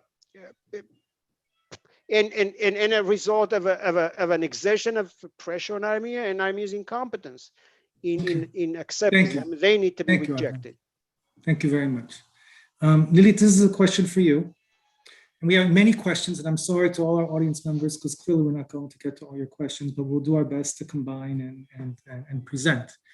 If Armenia were to restructure its foreign policy and geopolitical calculus and strategy, what could be the role of China, of Iran, of the USA, of India? Lilit? And you may want to leave out the corridor discussion, because I think Armen did a phenomenal job bringing that to our attention. Can you hear me? Yes, we hear you perfectly. Yeah. Okay. What I'm observing lately is sort of an extreme in discussions about how to rebuild Armenia's security architecture, and it sort of oscillates. It's, if it's not Russia, then let's just find someone like China, or let's just completely focus on Iran. I think the problem is not the partners at this stage. The problem, I see two problems. First, we don't have policymakers, we don't have people who are formulating the purpose or the objectives of the Republic of Armenia. What is it that we want? How do we see ourselves as part of the region, sort of in wider geopolitics? What is it that we're actually pursuing? Do we want to be sort of part of the Eurasian setup, or are we moving away? If we're moving away from Eurasian setup, how do we build this relationship with China? I mean, are we seeing this as exclusive relationships? I would argue that the first thing is is the people, and the second is the objectives, and that will clarify to where we're going. My opinion is that things are pretty clear. You have a crisis which can be turned around, and Armenia can actually emerge from this quite strong. And for that, you need to have new set of people, both in diaspora and in Armenia, who will be able to outline those objectives. Now, if the first objective will be to rebuild a true capacity, defense capacity, who provides you with the best capabilities, then you go to that country or the set of countries. And to me, I think at the moment, I don't see any engagement from China, but I see great interest from the US and France in particular. And I see that, you can, once you have an agenda, then you're engaged, then you develop an agenda of engagement with India, with Middle East, and ultimately, Russia is not going to go anywhere, but you reset your relationships with Russia. But you have to have a purpose. But if you're guided by fear, by emotions, and by this continual, self-entrapment, then I don't think that you will be useful for any country or any partner. That's impossible to create partnership. Now, the good news is that, as I said, we are actually emerging. Maybe I'm an optimist, but I can see the green shoots. We're emerging from this continuous paralysis of mind, I would say. And once we emerge from that, then we will be able to have this a network of relationships. And I would argue that sort of bilateral agenda, understanding the interest of these players and waving your own agenda into theirs is probably the best way forward. Can I just comment about there's a question, there's a comment, it says, if you turn down the corridor, you may have lost all of Artsakh. You had no leverage to refuse this. This is from Paul Shahinia.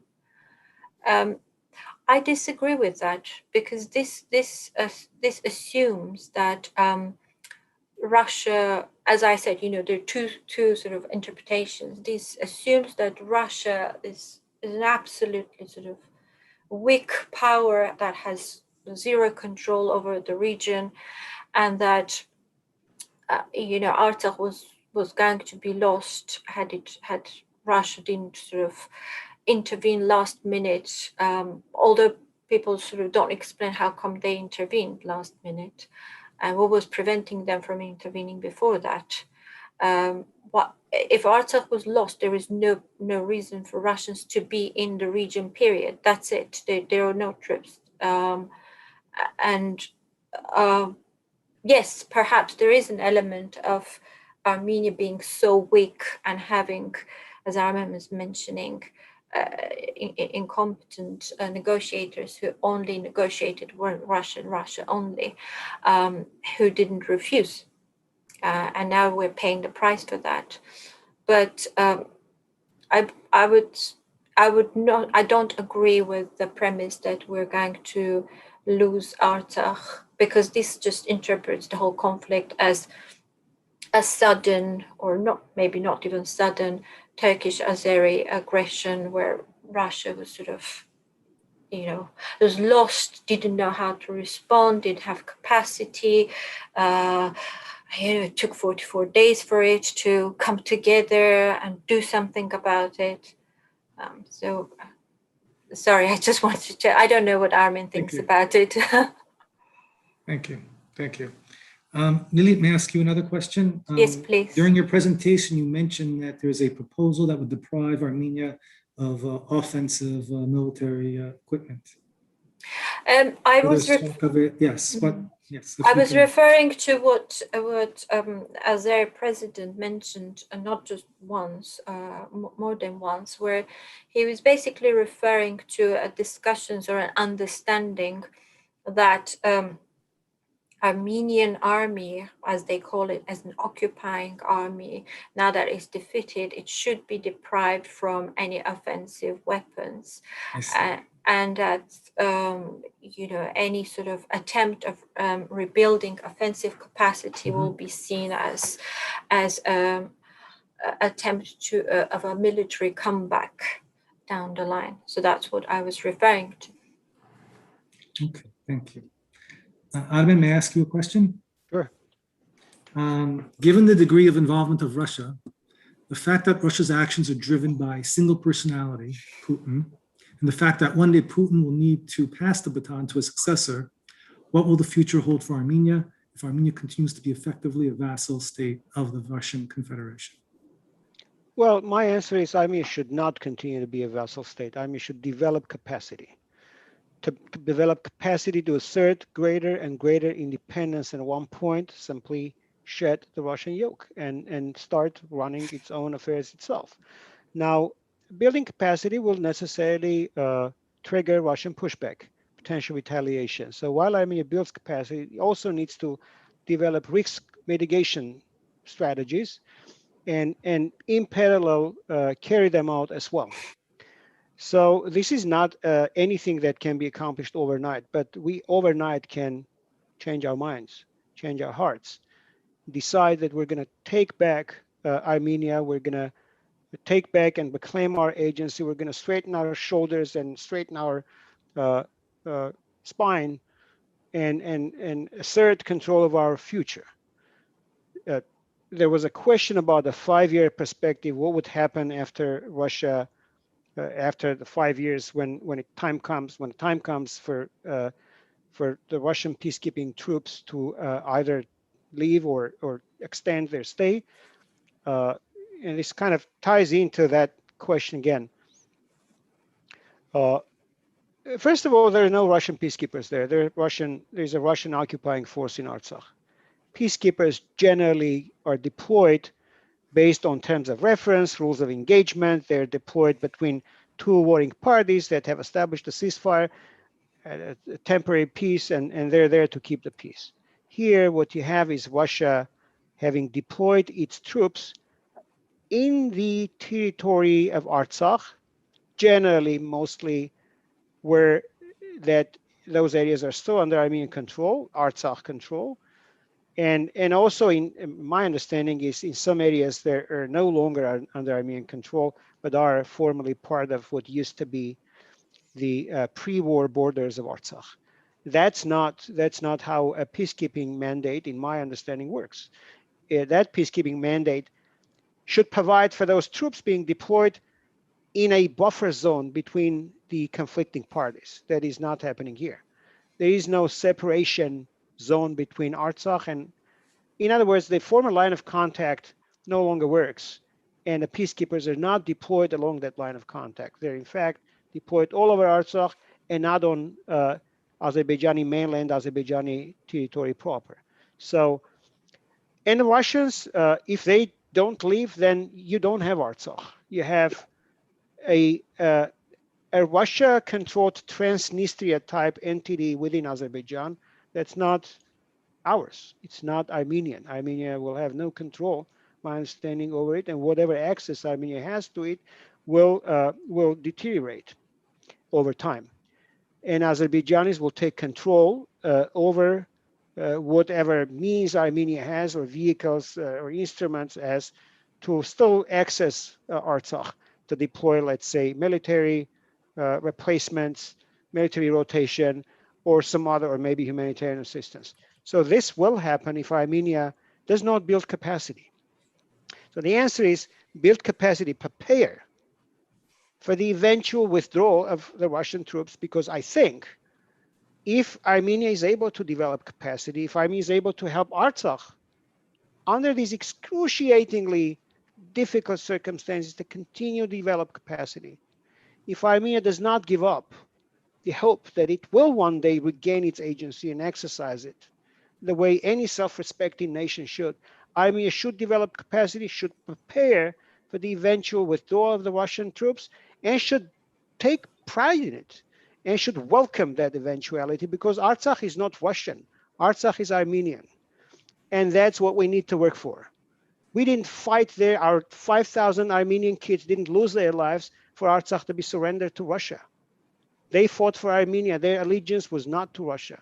So that's my answer. Yes, the Russians should go. They should also go, depart from Armenia when it comes to the 102nd Russian military base in Armenia. In fact, we're seeing quite the opposite happen. They're expanding their military presence, and I have very serious concern that Armenia simply has, in their minds, the Armenian government has simply decided that it's not going to oppose whatever Russians come up with tomorrow morning. If they want to take over the center of Yerevan, they will allow them to do it. Lilit mentioned a fact that should have caused an outrage, yet it went unnoticed. That the Armenian government, as it keeps losing, as it lost Artsakh, militarily, so to speak, schematically at least, as it keeps losing bits and pieces of sovereign Armenian territory with the Azerbaijani incursions and assertions of authority and control over internationally recognized Armenian possessions, Armenia cedes territory to Russian FSB. That is unheard of. That is unacceptable and should have caused outrage. Yet we don't see anything.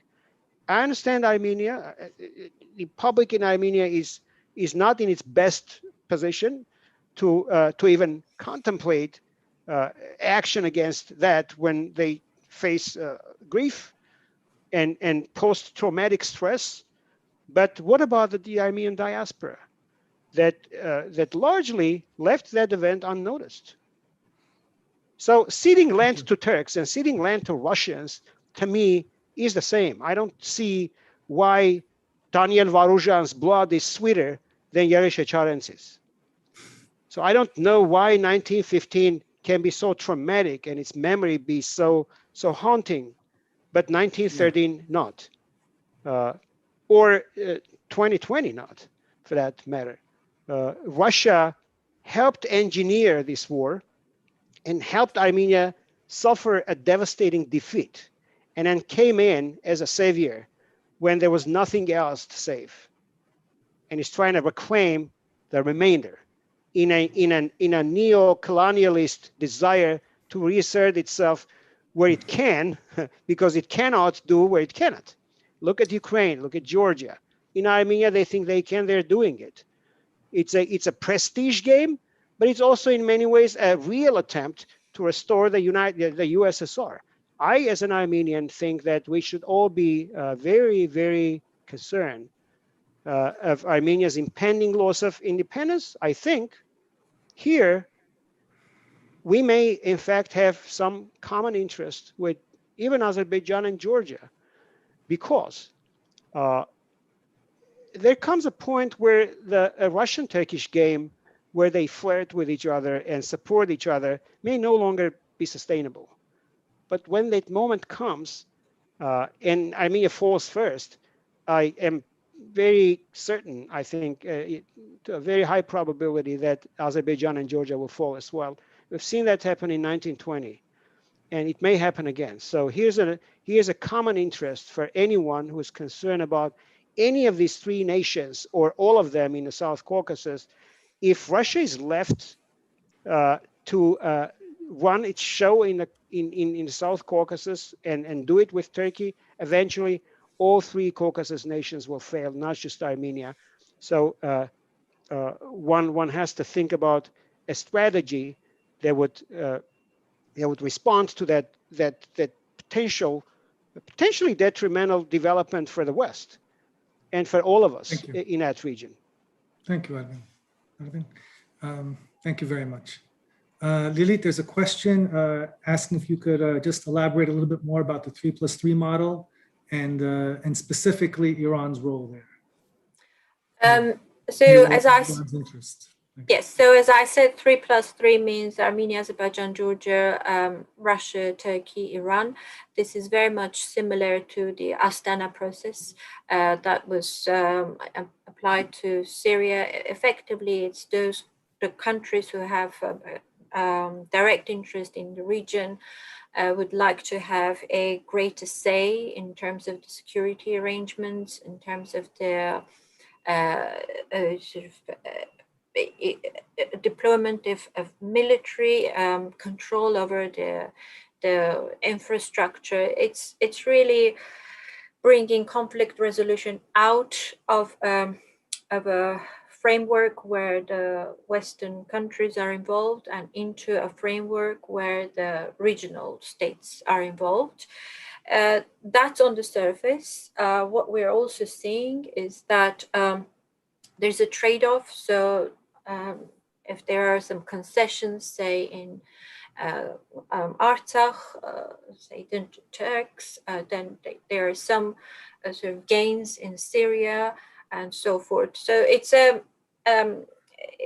it's regionalization of conflicts where you take out the international players and you just bring in the regional players, and this is one of the most attractive settings for Turkey, for Iran and Russia. And I'd say that Iran is at the moment sort of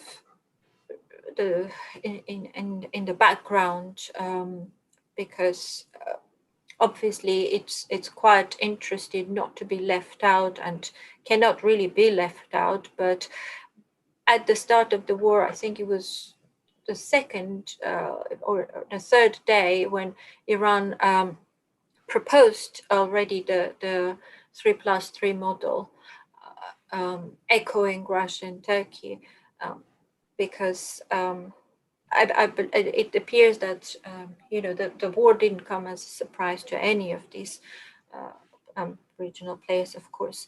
So that's in a nutshell. Exclude the Western players and to redraw the zones of influence regionally.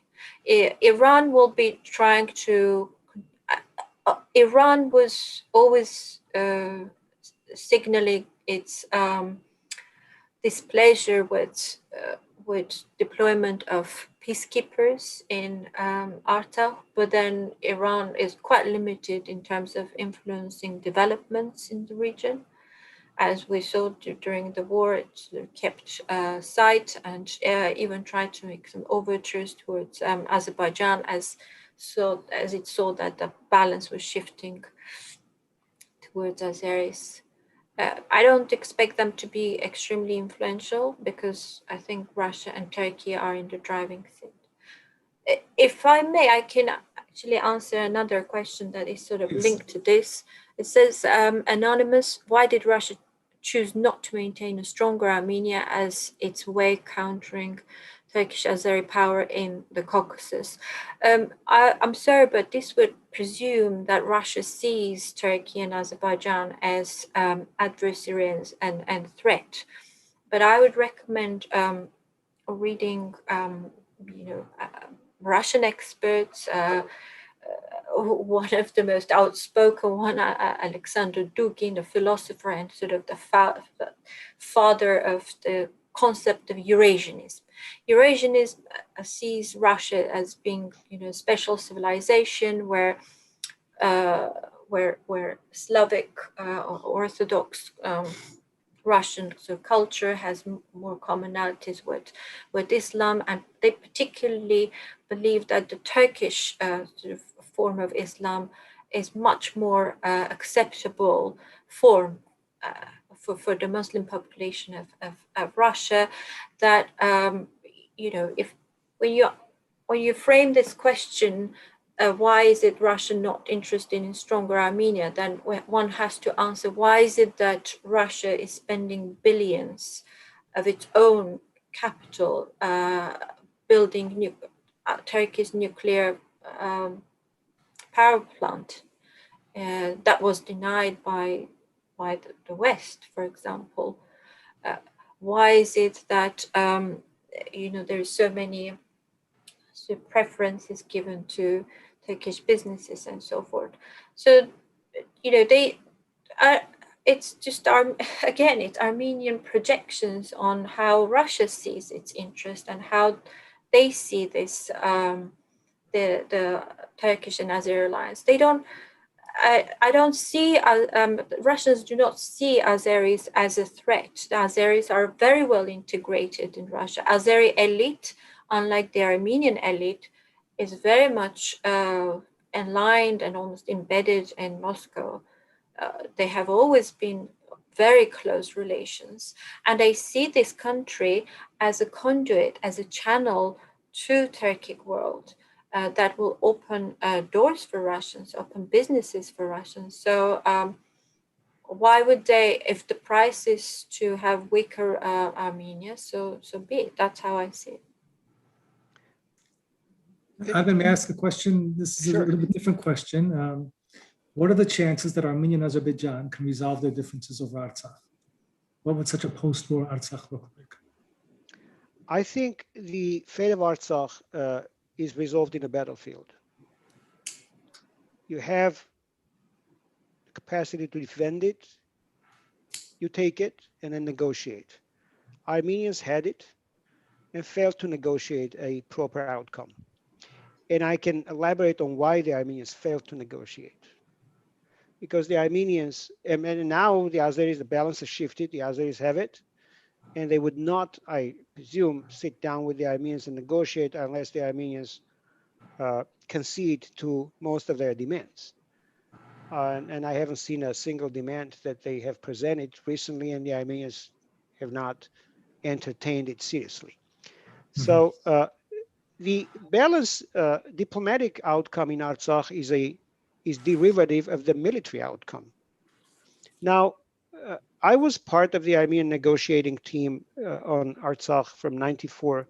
I was in Budapest and negotiated along with my colleagues the Budapest Declaration on Artsakh. I was in Lisbon and witnessed how the OSCE, all 55 nations save Armenia, asserted in a chairman in office's statement the primacy of Azerbaijan's territorial integrity over whatever Armenian claims were for the self-determination of Nagorno-Karabakh.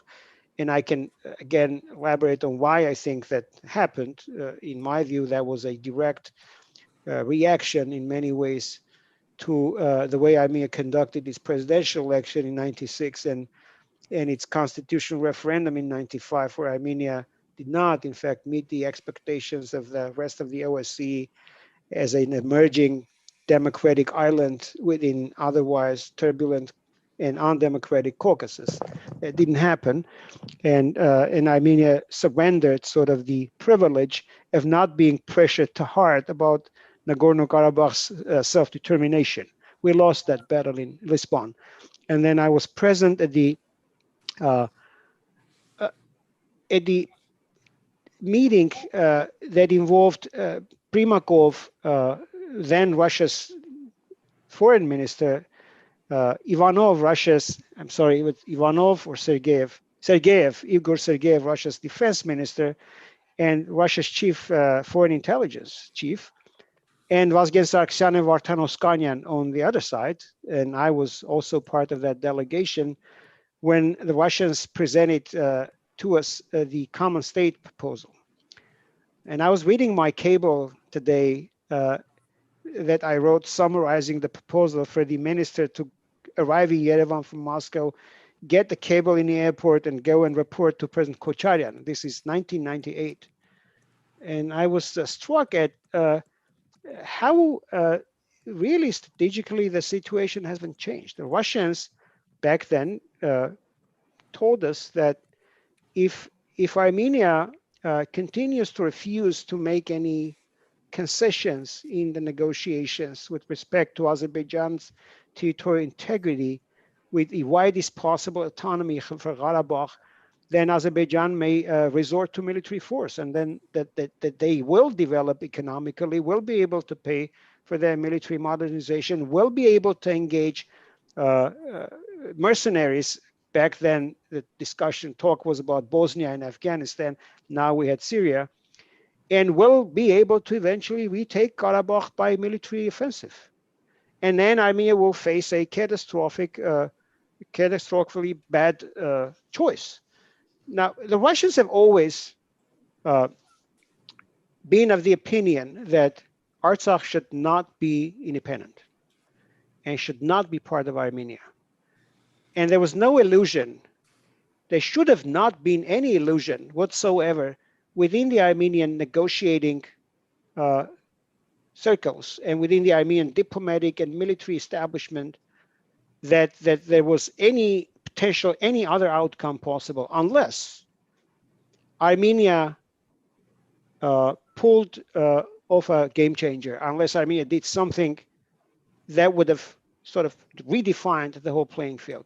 And in my view, that could have been an artful, diplomatically solid outreach and diversification of the kind of interests and players in the region that would have made it more desirable for Russia to try to be more aligned to Armenia's objectives rather than to play the role of an honest broker that in this case meant Russia would not support Karabakh's secession from Azerbaijan. So Armenia, and again, this comes back to the Armenian agency. To the extent that Armenia is willing and able to build capacity to eventually exercise greater agency than it does now, I don't see a different outcome in the Karabakh political resolution talks than what we are facing today, which is the worst possible outcome. Aliyev refusing to even recognize any entity in Karabakh. He has resolved, he has disbanded what was the Nagorno-Karabakh Autonomous Oblast. He refuses to recognize any sort of statal entity characteristic for Karabakh, and I think it will be an uphill battle to even convince him that there should be anything like Karabakh. So he's not going to negotiate if Armenia is weak. Armenia needs to get stronger. Again, needs to exercise independent agency to be able to negotiate a better outcome. But it can start doing it now, and all it needs to do is to, again, it comes back to needs assessment, to what does it take, what went wrong, what does it take to make it right, and how long will it take, and how much. That's really what Armenia needs to be concerned right now. Soberly looking at where it is, and piece by piece addressing how do we fix this, identifying the key major core things we need to have in place so that we could build on it and get better. Armen, with regard to fixing this, and in light of the elections, and Lilit, this question is to you also. Who do you see? Where do you see opportunities? Groups, whether it's the ruling party, the parliamentary, opposition parties outside the parliament that do not meet the threshold to become part of the parliament. Where in that landscape do you see some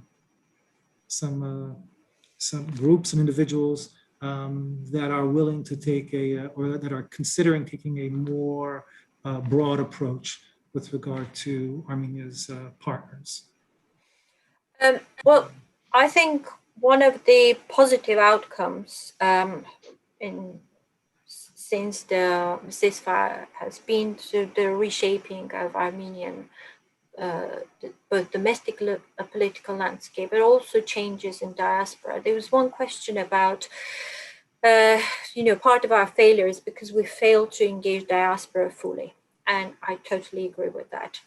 Part of our failures is because of the type of political elite that we have. I don't even want to use elite because it doesn't even qualify as an elite, but the sort of decision makers that we have in Armenia happen to have a lot of money. This is oligarchy. It is still an oligarchy. And that has been one of our weaknesses, where there has been no room for meritocracy. And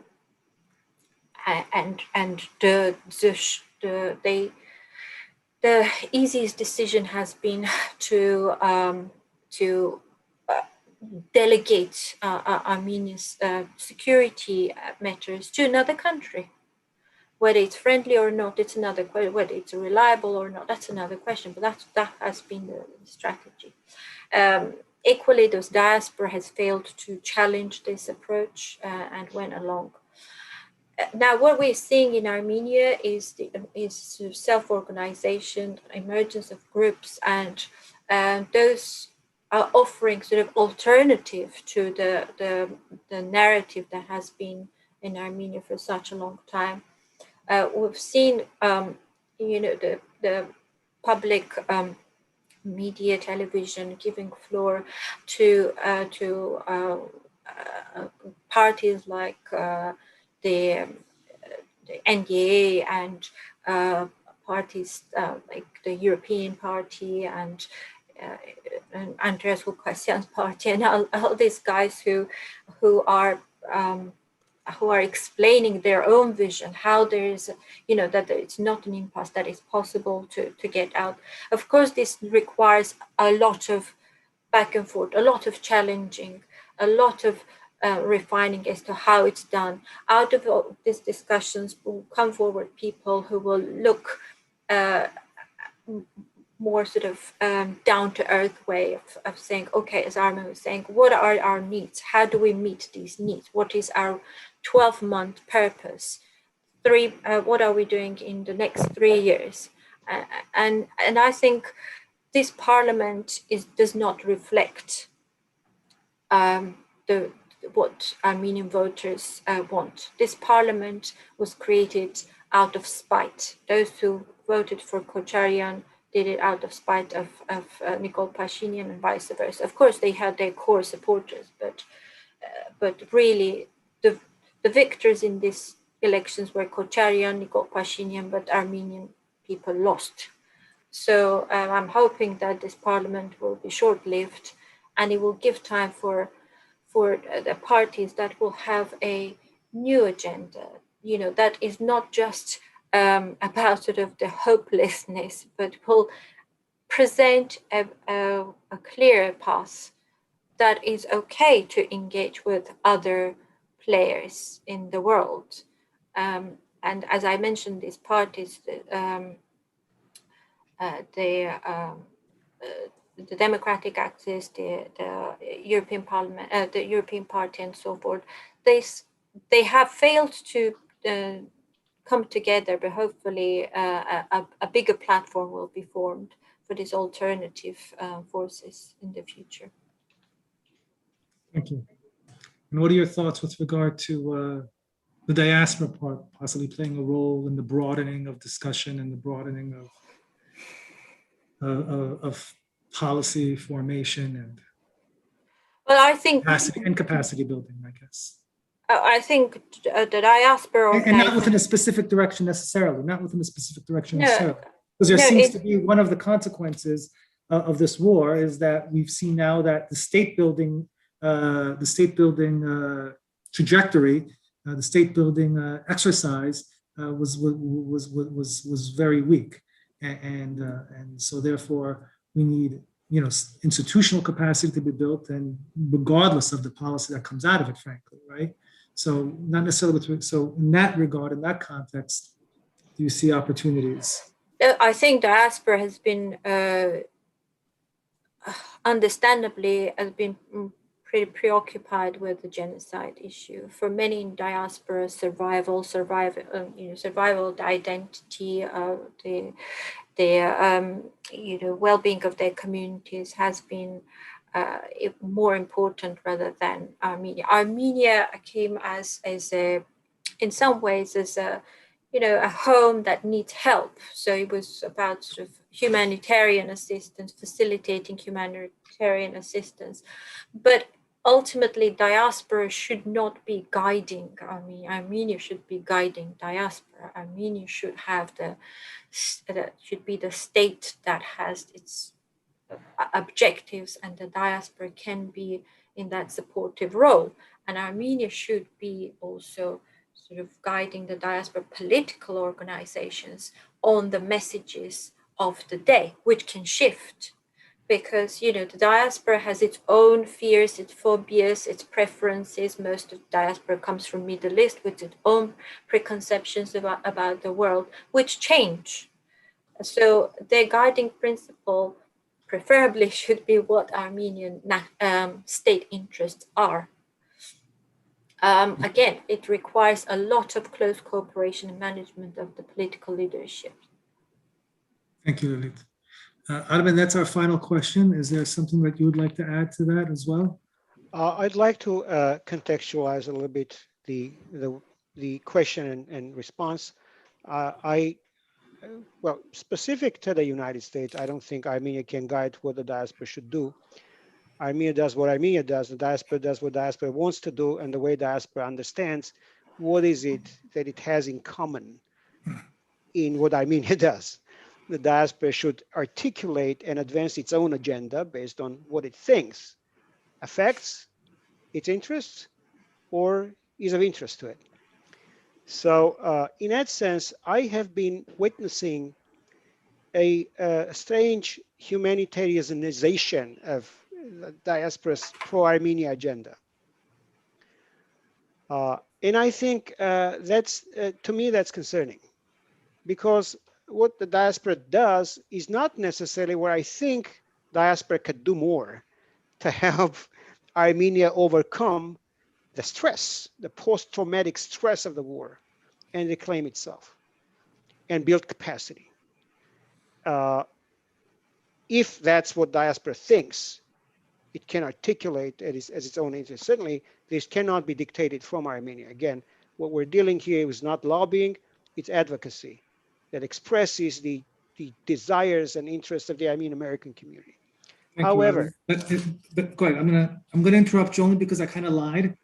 I said there was no more questions. This will be our last question.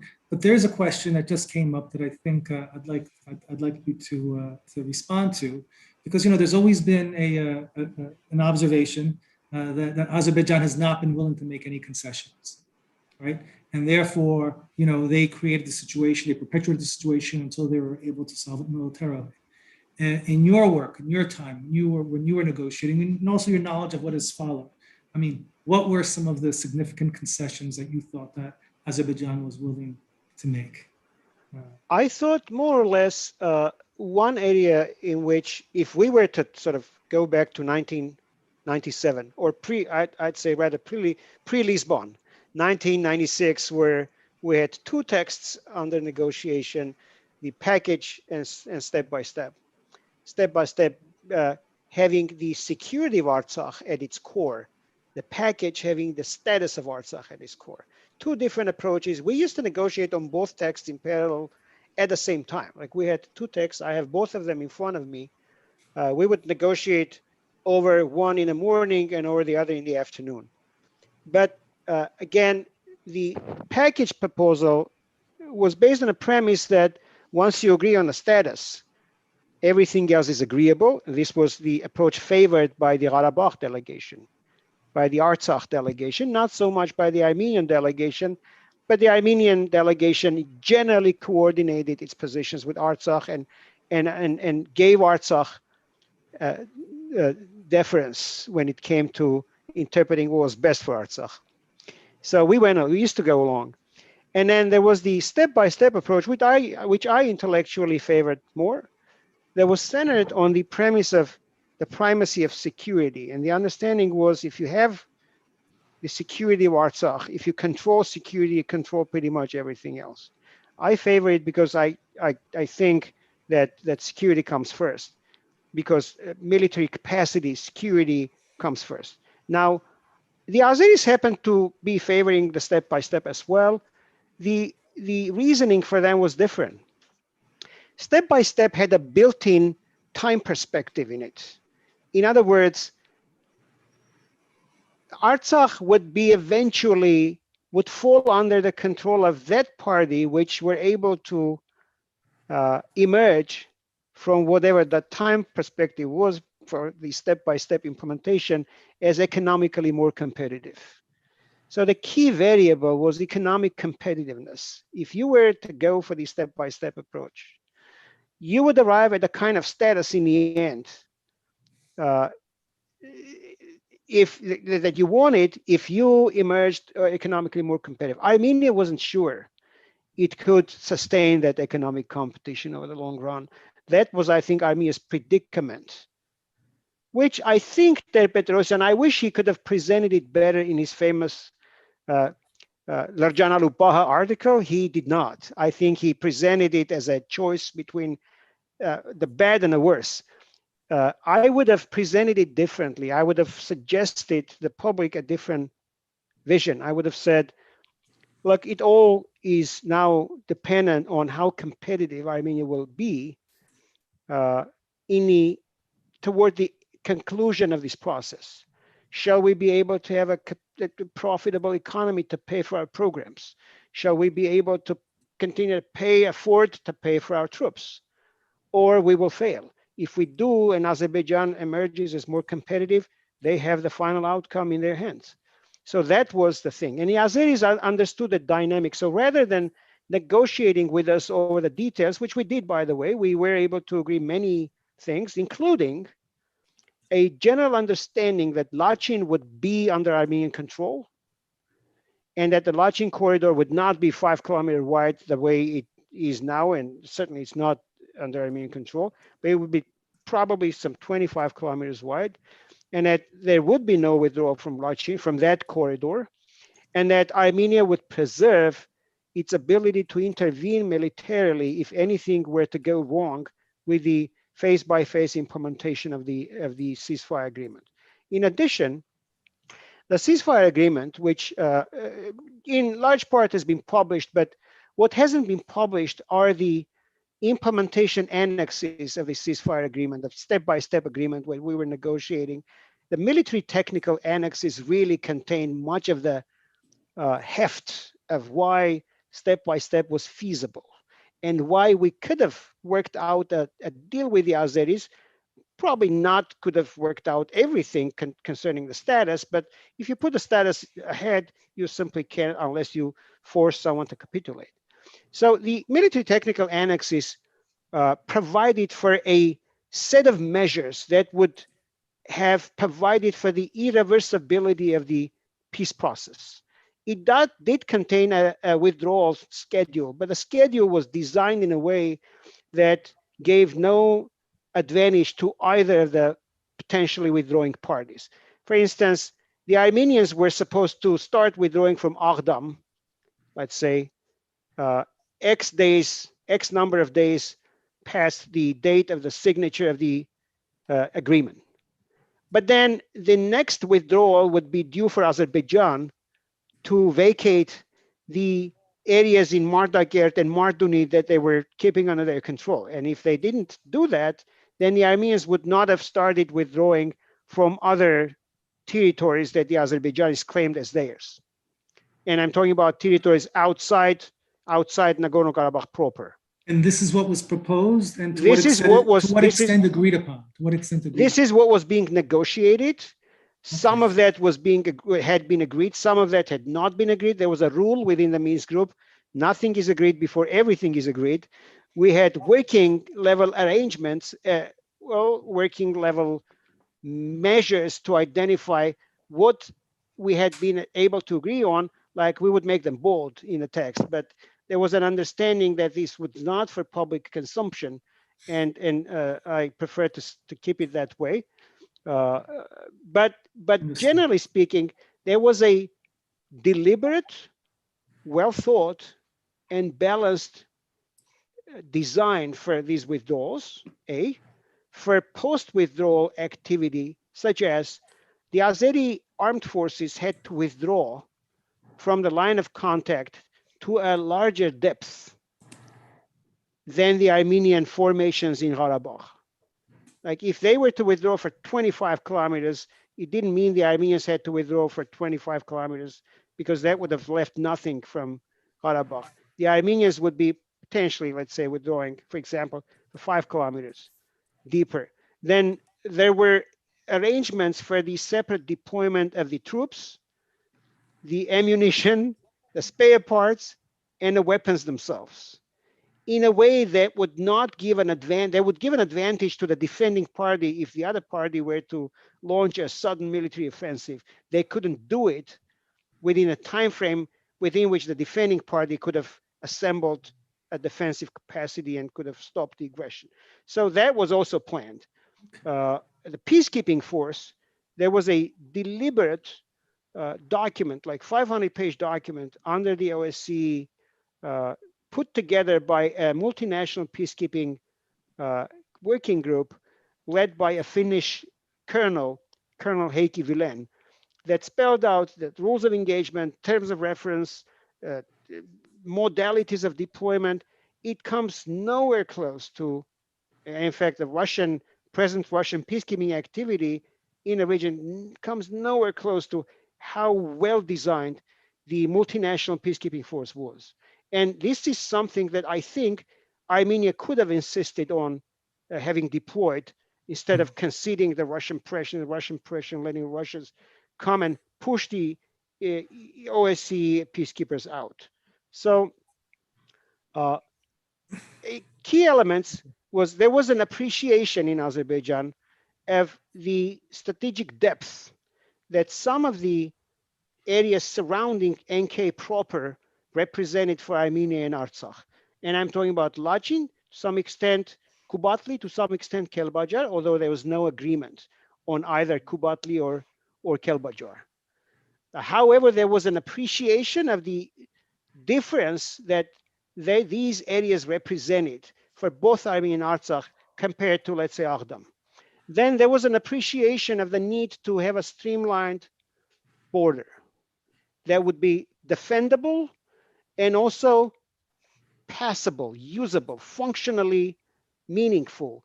Let's say if you look at the Martakert-Martuni road, it transits through Azeri, through the Aghdam region.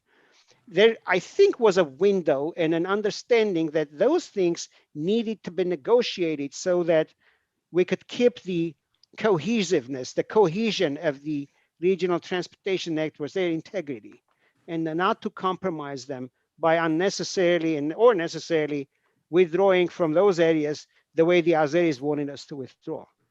Then there was the concept of Armenia's right to intervene militarily if anything were to go wrong with the implementation.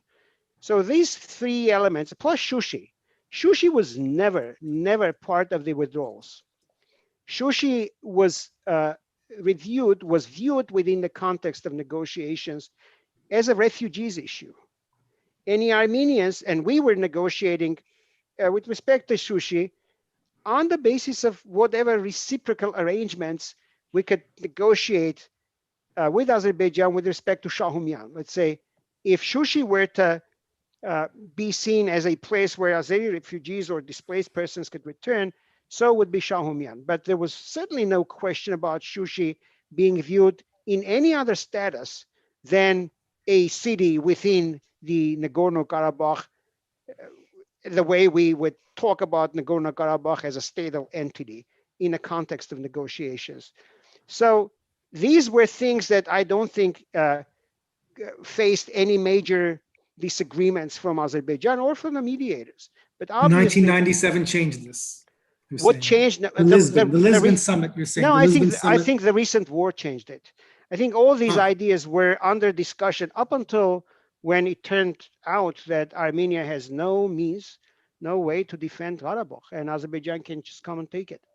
So the whole rationale for Azerbaijan negotiating for Armenia disappeared, because you have Karabakh, you can keep it. That's what the dynamic dictates. That's what any conflict dynamic, you can keep it. If you can keep it, you keep it. A republic, if you can keep it. That's the wisdom.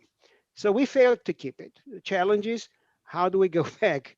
Can we go back? And how do we, A, prevent further concessions that will be, they are threatening Armenia proper, and then once we prevent that, how do we go back and try to reclaim as much of the Artsakh agency as we can?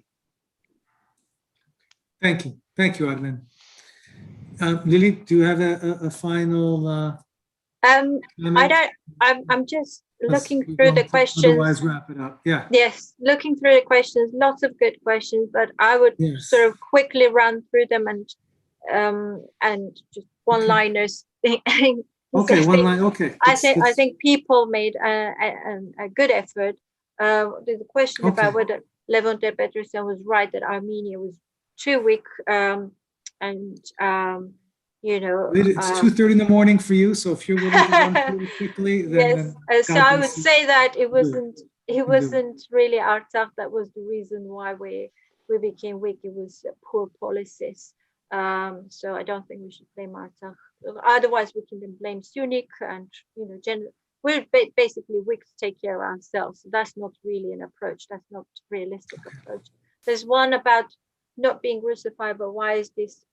Why blame Russia for Armenia's failure? It's well, I personally didn't try to blame anyone. I tried to explain how that not always Armenia's interests coincide with Russian interests, but it's a fact that you have chosen an ally and the ally didn't deliver on a number of things.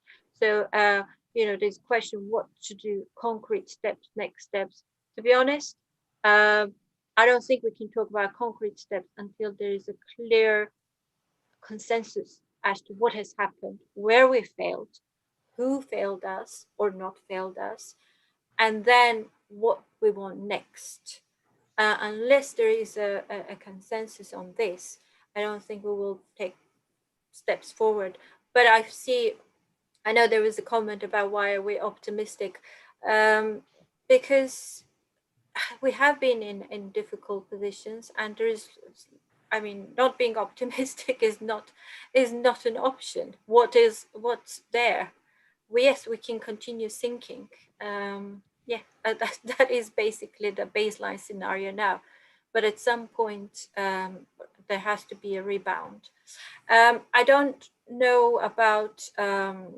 There's also a question about when Armenia can regain strength and go back to negotiations. I think it will take years at current pace, and given the political sort of leadership now and the opposition in the parliament, these are spent forces to me.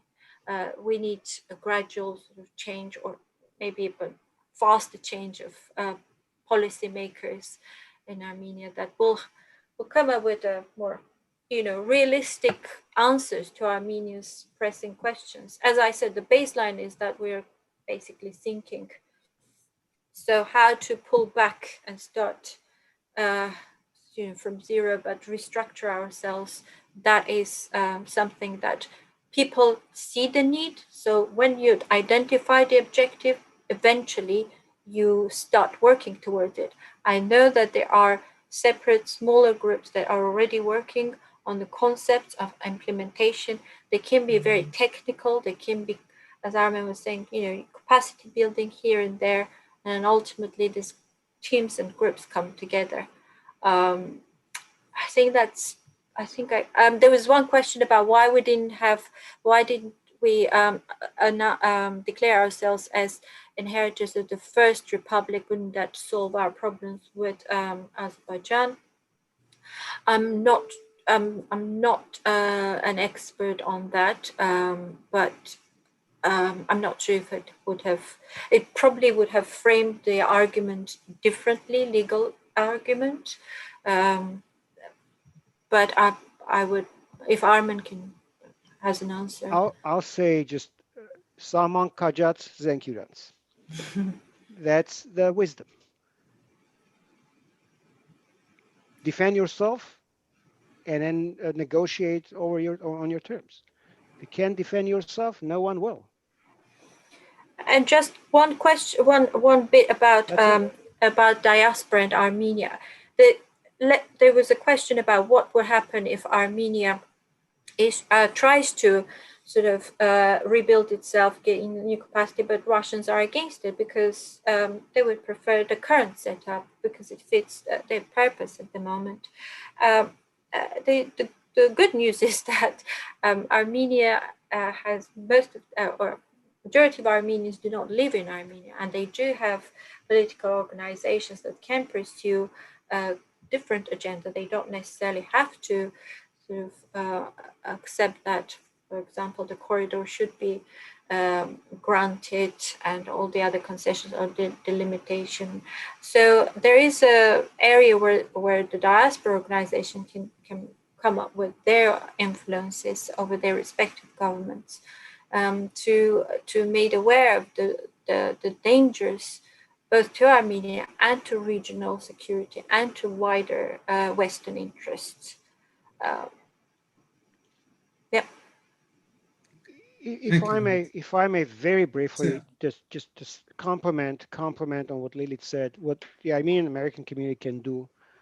say, advocate for Armenia's energy security, advocate for the U.S. help in helping Armenia rebuild its infrastructure, U.S. help in helping Armenia reinvent a national defense capacity, potentially an air defense capacity, and defend its borders. Technical assistance, military assistance, not simply fighting over what the U.S. does for Azerbaijan, and then completely avoiding the issue of what the U.S. can do for Armenia. We need, I think, it would be well reasoned to formulate an agenda that supports and encourages U.S. assistance to help Armenia build core capacity. Again, energy, space resources, self-defense, homeland defense, and governance, and general infrastructure, integrity of the Armenian infrastructure, and regionalization of that infrastructure. Potentially Armenia-Georgia projects could be very helpful. I think another thing would be help Armenia establish a meaningful relationship with Israel and establish a direct communication with Turkey. And this is not to say Armenia should reconcile with Turkey. There's nothing to reconcile over. Armenia should simply not let other countries, including Moscow, monopolize the discussion with Turkey concerning Armenia's fate. It should be able to run that discussion independently, directly, potentially with Western help. So these are the kind of things I wish we as the Armenian American community could come together and formulate and articulate and then pursue. And maybe communities in other countries, particularly the UK, would also be able to mobilize and come up with an agenda of their own that would be relevant to what the United Kingdom can help do to help Armenia rebuild itself and reclaim itself. That's my concluding remark. Thank you, Armen. Thank you, Lilit. Really, thank you, Lilit. I mean, I think we also hijacked your morning and your day tomorrow. That's okay. I think they've been really amazing questions, but yes. I want, because I'm so sorry just to bring this one in, because I think it's so painful for people. And there's one question that I wanted to answer the first, and I will finish with that. The question about, if we knew that this is going to be such a devastating war, why didn't we agree? Why didn't we just agree to all the terms and avoid this humanitarian loss and territorial losses? First of all, well, this speculation, but my reading is that the Armenian side knew that there will be some concessions, but it will be probably limited, maybe 3 regions, maybe 4. But it appears that the negotiations between Russia and Azerbaijan had changed, because there were indications already in 2019 that Shushi was included in sort of the terms that the Azeri side would propose to Russian. So I think that was miscalculation perhaps on the Armenian side as to the extent of the strength of the attack, the red lines for Russia. Maybe there was we don't know, but certainly there has been communication between Yerevan and Moscow. And ultimately, there was also, of course, the whole rift, it appears, within the political and military leadership. And finally, you know, the belief that these are the Armenian lands, and it would have been but difficult to see how people will agree to simply giving up territories, especially when there was no clear prospect of ensuring the independence of Artsakh. So various problems that culminated in what we have now, both Armenian issues and also the external dealings that we don't know. They are telltale signs. If you follow the Russian media, so they surface quite a lot. So There's that's also strategic corruption with respect to Russia and Azerbaijan. There's very serious evidence that. Well, I mean, we talk about diaspora, but we have huge diaspora in Russia, and it's a country that they understand well. They understand how the decision making is done. It's not, you cannot apply the same template that you apply in Western countries and into Russia. They should have known better, and they should know. And if you want to engage, there was a question whether it's possible to turn Russia into a good ally. Well, we have nearly 2 million Armenians there, and I'm pretty sure they know how it works, and nothing impossible. But it's about identifying what is it that you want and how you want to achieve it. And again, consensus as to what went wrong, what are the weaknesses, and what we want to achieve. Lilit, I think that's a great place to end. Thank you, Ara. Thank you, Thank you very and much. thank you, everyone. Thank you. Thank you. Thank you. Thank you, both of you. Us from across the United States and, in fact, around the world. Thank you all. Thanks. Thanks, Take good care.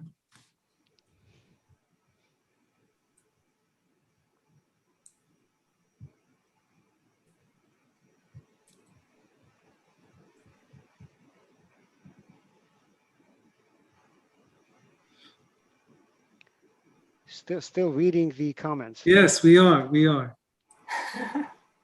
And for all those in the United States, we wish you a safe and joyful 4th of July. Ara, will these comments be saved somewhere for us to access them? Yes, we will. We will. And for all those who did not see in the chat, the talk has been recorded and is on YouTube at St. Leon Events. If you do a search on YouTube, you'll be able to find the recording of today's discussion. And for those who wanted to speak, but this format, we decided not to allow other speakers from the audience. Perhaps in the future it could be different, but this time this is how we decided to move forward. Thank you. And I think we will try to create another opportunity because there is a lot that needs to be covered. Thank you all. Thank you. Good night. Night. Good night.